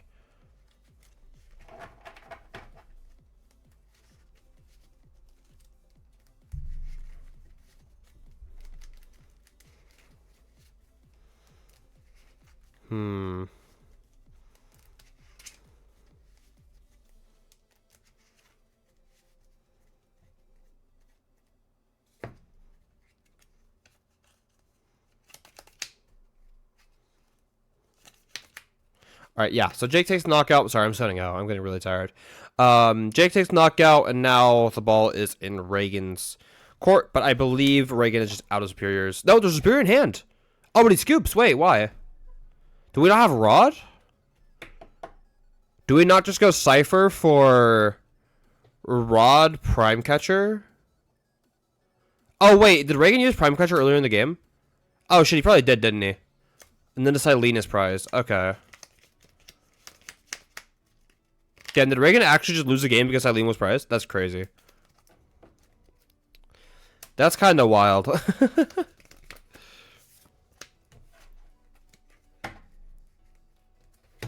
Now, well played for both sides, though. A couple things I'd like to see differently for Jake, but, I mean, Jake's more aware of that than anyone else, right? So, all right. I think we're just going to jump into the finals. I'm tired, but we're just kind of, like, jump into it and wrap it up. It's going to pan out to be a bit of a shorter stream today because I'm not really going to do anything else after we're done with the review.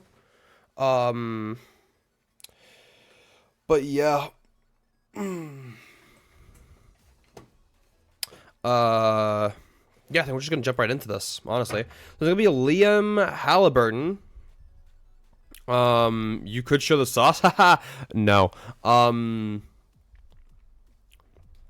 Yeah, Liam Halliburton here.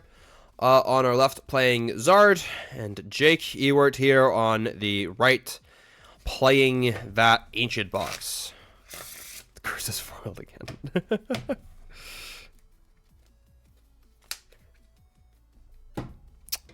All right. Let's see what we got here. I'm really curious about the scores here, actually. Hold up.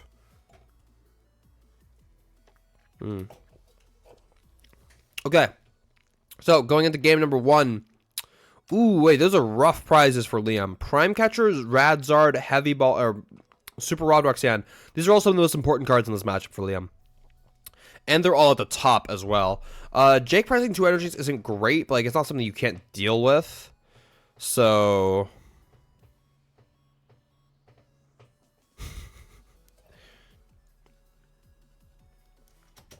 I mean, I can show you one card, Chris.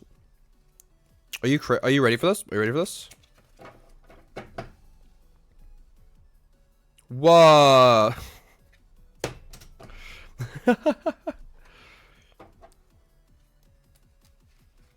All right. Yeah, so we're just gonna jump right into it. Liam's prizes are very bad. So let's see what we got here. Well, we got a million kajillion basic Pokemon. Okay, and an instant charge. You know what? I think Liam is kind of alright with that. Gonna be a Fluttermane start for Jake here. A Pokestop off the bat. See, Penny in the hand. Nest Ball. Probably for the Greninja before the Pokestop, I'd imagine. Typically a pretty good shout.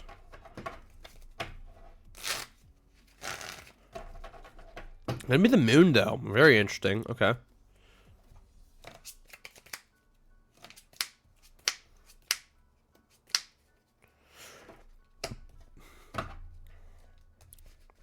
Pokestop, 2 energies and an Ultra Ball.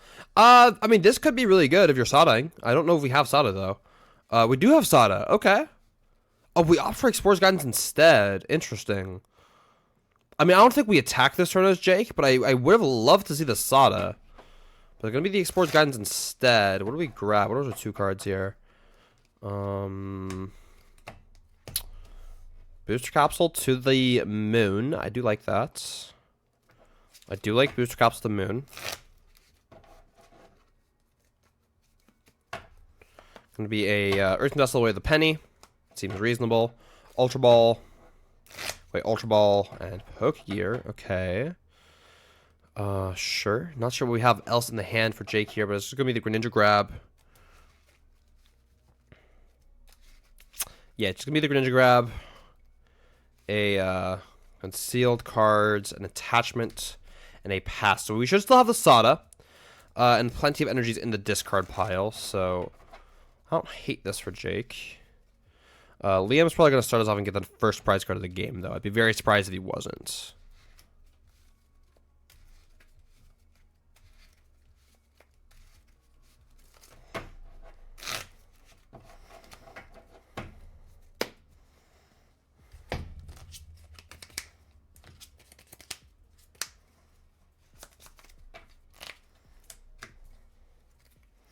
Alright, what are we grabbing here? I think it was just one Charmander, if I'm not mistaken. Okay, that's very interesting. Also, like, Liam's choice of playing the 170 HP Charmander. I like 170 HP Charmander, but I disagree with the Charmander in question. I think it should have been the Ember Charmander. I think that one's technically better, although it doesn't really matter. We're gonna go into the Rotom. Really? Oh, we're gonna boss. Okay. And then we're gonna instant charge. Very interesting. Okay. Yeah, no, I don't hate this. I don't hate this one bit. If the Rotom takes a hit, you can collapse Stadium, right? That's very good. Koridon Drum booster capsule here. So here's Jake. You're in a position where you're realistically able to take the first prize card of the game. And if you can take it on a Rotom, do you opt to do it? Because I feel like you always want to play this game from behind as Jake. You can play it from ahead. Like, I don't hate playing it from ahead, but I also, like, I just prefer playing it from behind. I think your odds are better if you play from behind. Not that you can't win from ahead, but you're probably better off playing from behind.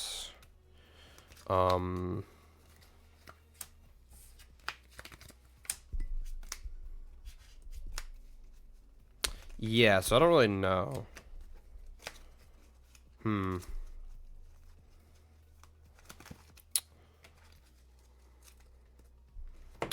Sorry, what did we do here? Missed that. We did Earthen Vessel, grab 2 energies. Okay, yeah, that's fine. That's totally fine. We're going to attach to Greninja. We're going into the Flutter Mane. Yes, absolutely love this play. Love this play. Concealed cards. Moon Booster. Yep, you want to protect your Roaring Moon so that when Liam takes his first part of the game, it is not on a Roaring Moon here. It's going to be a pass. Yeah, big fan of this. Being Arvin for Liam. So Liam is definitely like setting up here. Liam is probably taking a knockout this turn, right?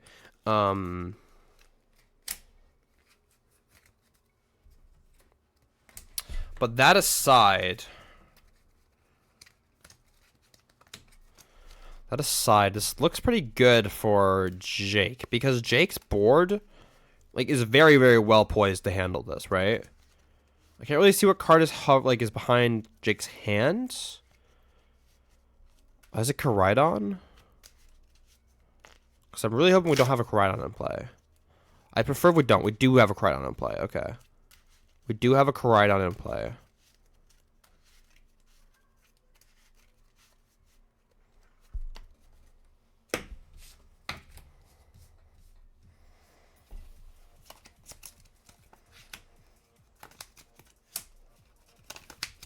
Yeah, it's going to be the Zard and knock out the active here. Alright, so let's see what we got here for Jake. This is the big turn. We're trying to find Counter Catcher, preferably. I do not see one off of the Explorer's Guidance. We still have the Pokestop, though. A lot of dead cards, though, milled. That's very nice. That's very, very, very nice. We still have our Pokestop. Oh, we did hit the Pokestop. Wait, what did we hit off the Pokestop? Okay. It was not Counter Catcher. I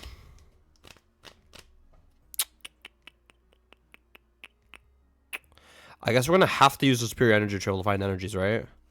Do we not have any we can grab off the, Do we not have any we can grab off of the, Earthen Vessel? I guess we don't. I mean, that's fair. Sealed cards.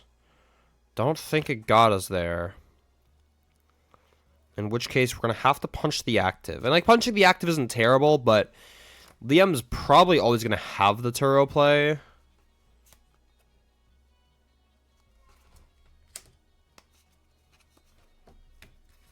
Right? Like, Liam's always going to have the Turo play, so it's not great. Oh, we do have the Counter Catcher. Wait, where do we have the Counter Catcher from? Did we already have it? Sorry, I should stop solitaring while I fucking stream. What did we hit it off of? Yeah, we just had it. Okay. Well, then never mind. The barrel is absolutely the correct grab here, though. The barrel is absolutely the correct grab here. Yeah, very, very big fan of Jake's line here.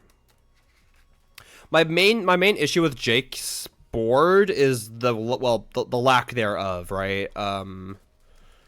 Yeah, it's the lack thereof. There's not a whole lot board going on for Jake. This Koraidon is doing nothing on the bench. I really don't know why I'd hit the bench in the first place. Like, you can use Koraidons here. Like, I don't hate using Koraidons here to knock, like, to pick off stuff like the Charmanders, stuff like the Barrel even, right? But when we're attacking with this Moon, I feel like it's just not getting the value you want it to get, right?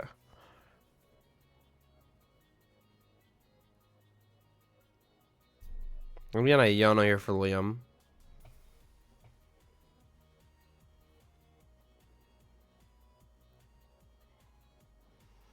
That's the one thing about like taking the one prize here for Jake is that it means that Liam doesn't have to get the Turo, right? Right, but Doof hits the bench again. Interesting. Do we have collapsed? We do not have collapsed. We're probably collapsing next turn for Liam. Realistically.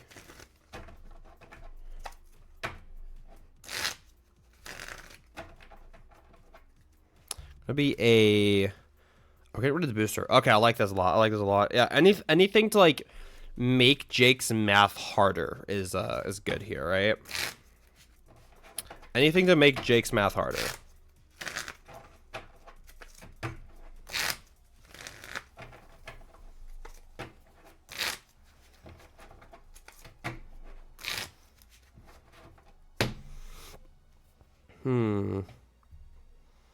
Okay, gonna be the Rod. 3 energies back. Interesting. And before the Pokestop as well. Do we have Vessel in hand? We're shuffling. I don't think we have Vessel. If we're gonna do that, then surely we should be doing Pokestop first, right? Oh, it's Explorers. Okay. Well, hold up. No, we don't have an energy. Yeah, we have to do this. Okay, no, this is correct. This is correct. Well, so I think I would have gone Pokestop, then Rod, then Explorers, personally, right? I think I would have preferred that. But, whatever. So what's Jake have here?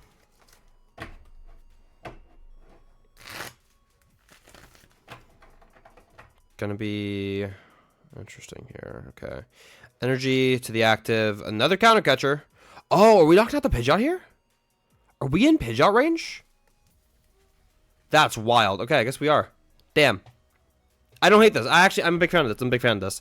Like, now you're ahead as Jake, and that's not good because you're going to get Roxanne here. But at the same time, Liam just lost his ability to actually find that Roxanne or Iono or whatever in the first place, right? So, I'm not opposed to this. It's slightly greedy, but I don't think it's the type of greedy you're, like, really getting punished for as Jake. At least not on average.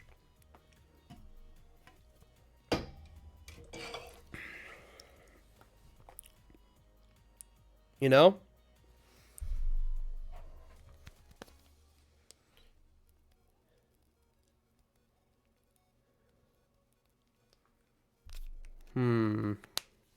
There's a barrel. Was that a fish in Liam's hand? Jake still has Palpat and Boss. So... Oh, this fish is scary. This fish is very, very, very scary for Liam. But you do have to Iono Jake here. You do have to Iono Jake. We're going to Ultra Ball to Thin. We've got the second Charmeleon. Okay. Like this. Like this play a lot from Liam. And it's just going to be the Iono. Alright. Doesn't seem like we have anything of importance off the Iono here for Liam, so... Probably just knockout, yeah. Alright, now what does Jake have off of this free card hand? I see an Energy. I see an Explorer's Guidance, and I think that is a Palpat? Draw for turn of an Energy, so we are able to conceal cards without any issue. The debate is whether or not we're Palpatting anything back. You're definitely scared of... Ooh, okay. Let me Pokestop first. I think we have the Palpat hand, so this is fine. I think the thing you're scared of the most here, Jake, is the Turo for Liam, right? But because you're down so much Gust, realistically speaking, you're going to have to,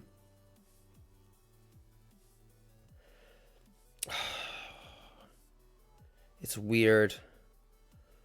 Yeah, you have to knock out a Charizard at some point, and I think... Really? Just the Sada? Okay.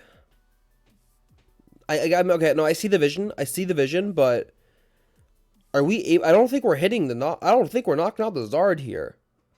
I don't think we have the numbers. We're not knocking out Zard. We're two-shotting Zard, which means we're losing to Turo. We insta-lose to Turo now for Jake. Right? Like, we're insta-losing to Turo. We have no more Gust. I also don't think we have another way to actually, like, get this moon... No, we're scooping. Okay. Yeah, that's fine. Like, well, we don't have Sada, we don't win, so... We don't... Okay. If we can attack, we're not winning, right? So... Yeah, no, I think that's where you have to scoop there as Jake. It's not a bad scoop. Alright. Bunch of Pokemon prize here for Liam. The only one that's, like, really all that notable is the Barrel. Everything else you, like, either don't care about or play multiple of. Counter Catcher at the bottom of the prize cards is actually good for Jake. Gonna make it more accessible.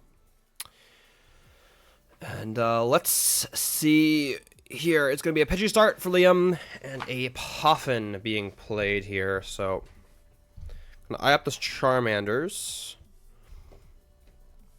but we don't got a whole lot else going on here.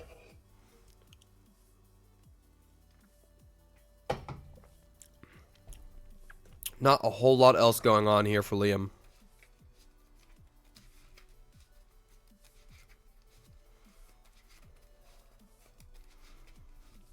Gonna be the Rotom.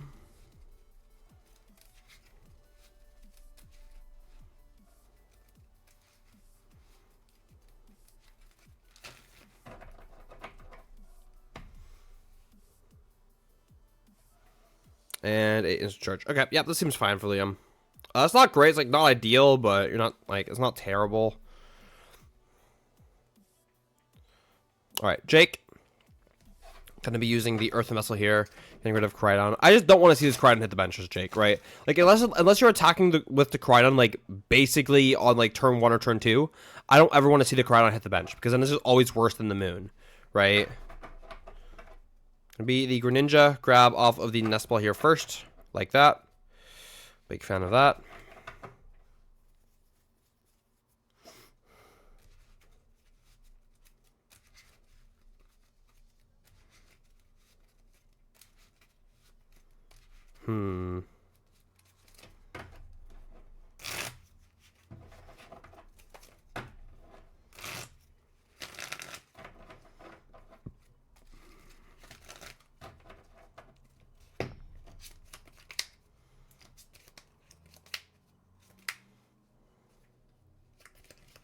Alright.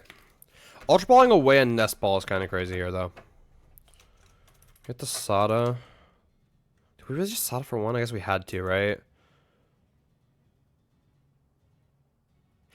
I mean, like, I get that we want to use the Ultra Ball, but, like, there's no way we're using this Ultra Ball way to Flutter when we can just use the Nest Ball instead, and we hold Ultra Ball Flutter Mane in the hand.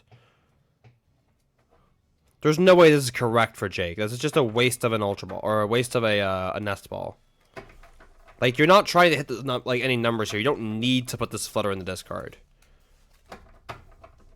So this is just, like, yeah, this is just a wasted resource for Jake now. Especially because, like, you need to hit so many moons in this matchup, right? Like, very rarely can you actually get away with using Crydon in this matchup, I feel.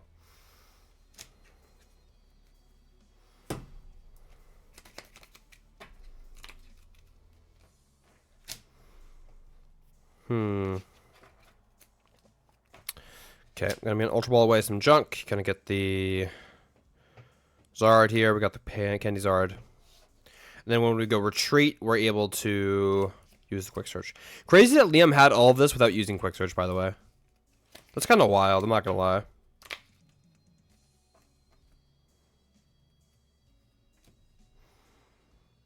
Oh, we're just ooh, we're ooh, I like this. I like this a lot. I like this a lot. Yeah, we're putting the energies on the Pidgeot. I like this. I mean, like, it's not like the type of play that like really matters, but you retreat the Pidgeot next turn, and then you're now forcing Jake into gusting it to take the knockout on it, right?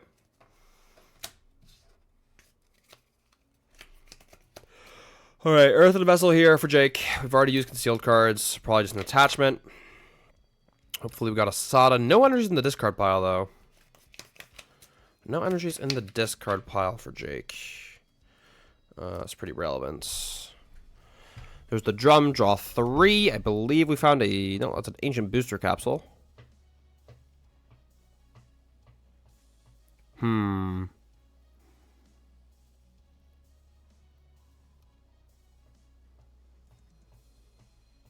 Yeah, there's going to be a punch for 160. Okay, that seems fine. So this is like one of those board states that get really, really difficult for ancient blocks because there's no one-prizers for you to like actually like abuse. So now the Turo gains a lot of extra value here for Liam. It could be a Yono though. Okay. I think that's fine. Like Jake's just getting a fresh 6 cards. Like not that like. I'm assuming Jake's hand was bigger than 6 cards, but still. There's going to be a couple different things eyed up here. There's going to be a Puffin. I believe the Puffin should get Bidoof. And, like, maybe a Mander, if there is one. I don't think there is. Yep. Right there. Hitting the bench here. Very good for Liam. We go into the Zard here, and it's going to be a knockout. All right. We'll go back into... Oh, wait. Jake hadn't taken prize cards, so it's not even a knockout. Okay, booster coming in clutch. Absolutely. Hell yeah. Now, to be fair, Liam can just, like, vacuum away the booster next turn. Well, not if Jake has Penny. Jake's not even going to try to dig for Penny. That's interesting. I would have thought Penny's, like, the first thing you want, right? Because to be able to Penny this Moon, you're just gaming.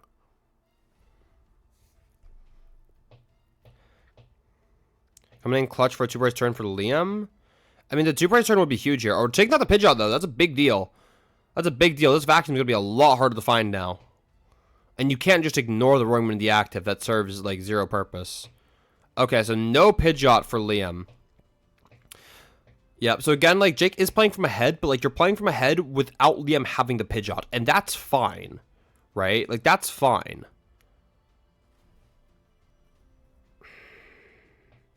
So there's going to be a Mander grab. We have a Pidgey in the prizes, so we can't actually find Pidgey here for Liam. Looks like it's just going to be a Mander.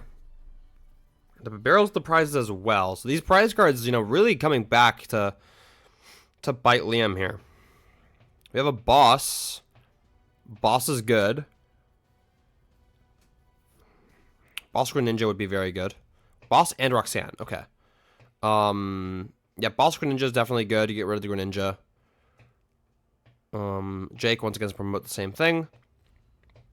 Then we have to either be playing Sada or Penny here, but that's not either. Like, we have a Palpad in hand. I don't understand why we're not Palpad, Pokegear in hand. I don't understand why we're just not using it. I feel like we're just playing right into this vacuum. Surely we're just playing into this vacuum.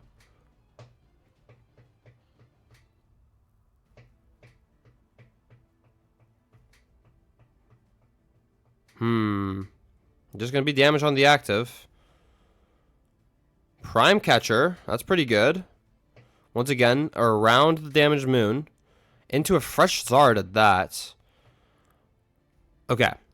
Jake, we need to... Okay, Sada's fine. Sada's fine. We're at least doing something that isn't Explorer's Guidance. Once again, it's going to be an Ancient Booster Capsule. It's going to be a Whiff. Not an Ancient Booster Capsule, a Vessel. More energy onto the into play. Countercatcher up the Zard. Go to 2 prize cards. Palpad. I'd really like to see Boss. Yep, absolutely. Threaten the Rotom. You can consider Sada at this point, but I honestly don't think the Sada grab is worth. It's gonna be. We're gonna grab the Sada grab anyway. Okay, this is interesting. I don't hate it, but like I don't like it either. Especially, well, no, it's weird. It's weird. It's gonna be the Nest. Oh, we have Nest Ball for Ninja. We have Nest Ball for Ninja. Okay. Well, didn't we Earth Vessel earlier in the turn though? Or was that last turn? I don't remember. Oh, we have Fire Energy in hand. We can use the discard. Okay, sure. Fire Energy. There is Boss in hand now.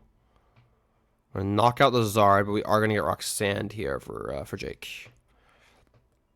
So let's see what we got here. There's Barrel. There's a Mander. We're gonna Barrel first. Okay, interesting. I think it's because we have the Ultra Ball in hand. There's the Vacuum. That's a huge, huge, huge deal. Oh, that is not. Okay, so Jake got overly excited there. I can only imagine. Because yeah, I think Jake assumed getting Sada back. I don't know if that's the decision that lost him the game. We'll get there. Well, looking at it right now, the decision that's about to lose Jake this game is, so I'm assuming Jake misunderstood what Liam was doing with the Vacuum. Forgot the Vacuum was knocking out, saw that Liam took a prize card, and then said, promote boss game, right? And Liam's like, well, it's not your turn yet. It's still Liam's turn. So the real issue here is that that Jake is promoting the wrong. Jake is promoting the wrong Roaring Moon here, right? Because that's the Roaring Moon with damage, right? That's the Roaring Moon with damage. Or sorry, not with damage, with energies. Fuck, I'm losing my mind. Okay. Now, like for Jake, you need energy as well to like do stuff next turn. But interesting though that like Liam's gonna opt. Liam is gonna opt to discard the or sorry, to play the Turo instead of playing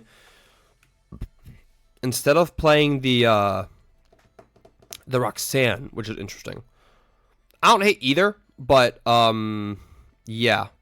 Okay, we're going to grab a whiff. Do we have Explorer's Guidance? So we just he was one off game. Is he actually one off? Because if he's one off game, then yeah, shuffling Sada back is game losing. But I'm assuming it's because like we have a bunch stuck in our hand, right? No, there's a Superior. We're definitely keeping a Superior Pokestop. We can thin our entire hand and deck. Oh, we have 2 prized. And we have the capsule. We have the capsule in the Lost Zone. This is why I was so insistent on this is why I was so insistent that we penny earlier, right? So that we didn't have this exact situation happen for Jake. So now we're looking at 3, 6, 9, 12, 15, 18, 21, 22, putting us at 29. We're doing 290. We're doing 290 currently as Jake. We can go Superior Energy Retrieval. This puts us at 210. We can go Pokegear, or Pokestop. We have the Pokestop in hand. We have a Boost Capsule in deck. Do we have any more ancient cards in hand?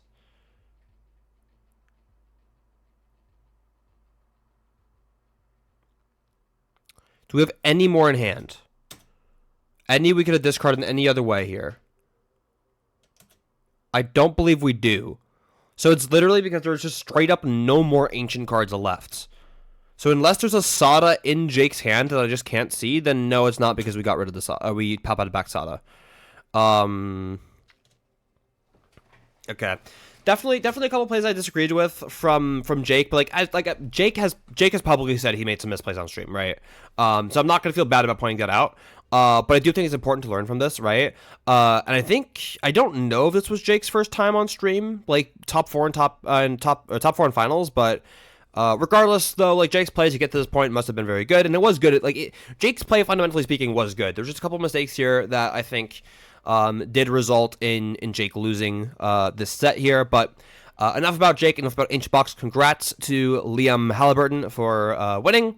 Liam, a bit of a yapper on Twitter, but hey, put his money where his mouth is, right?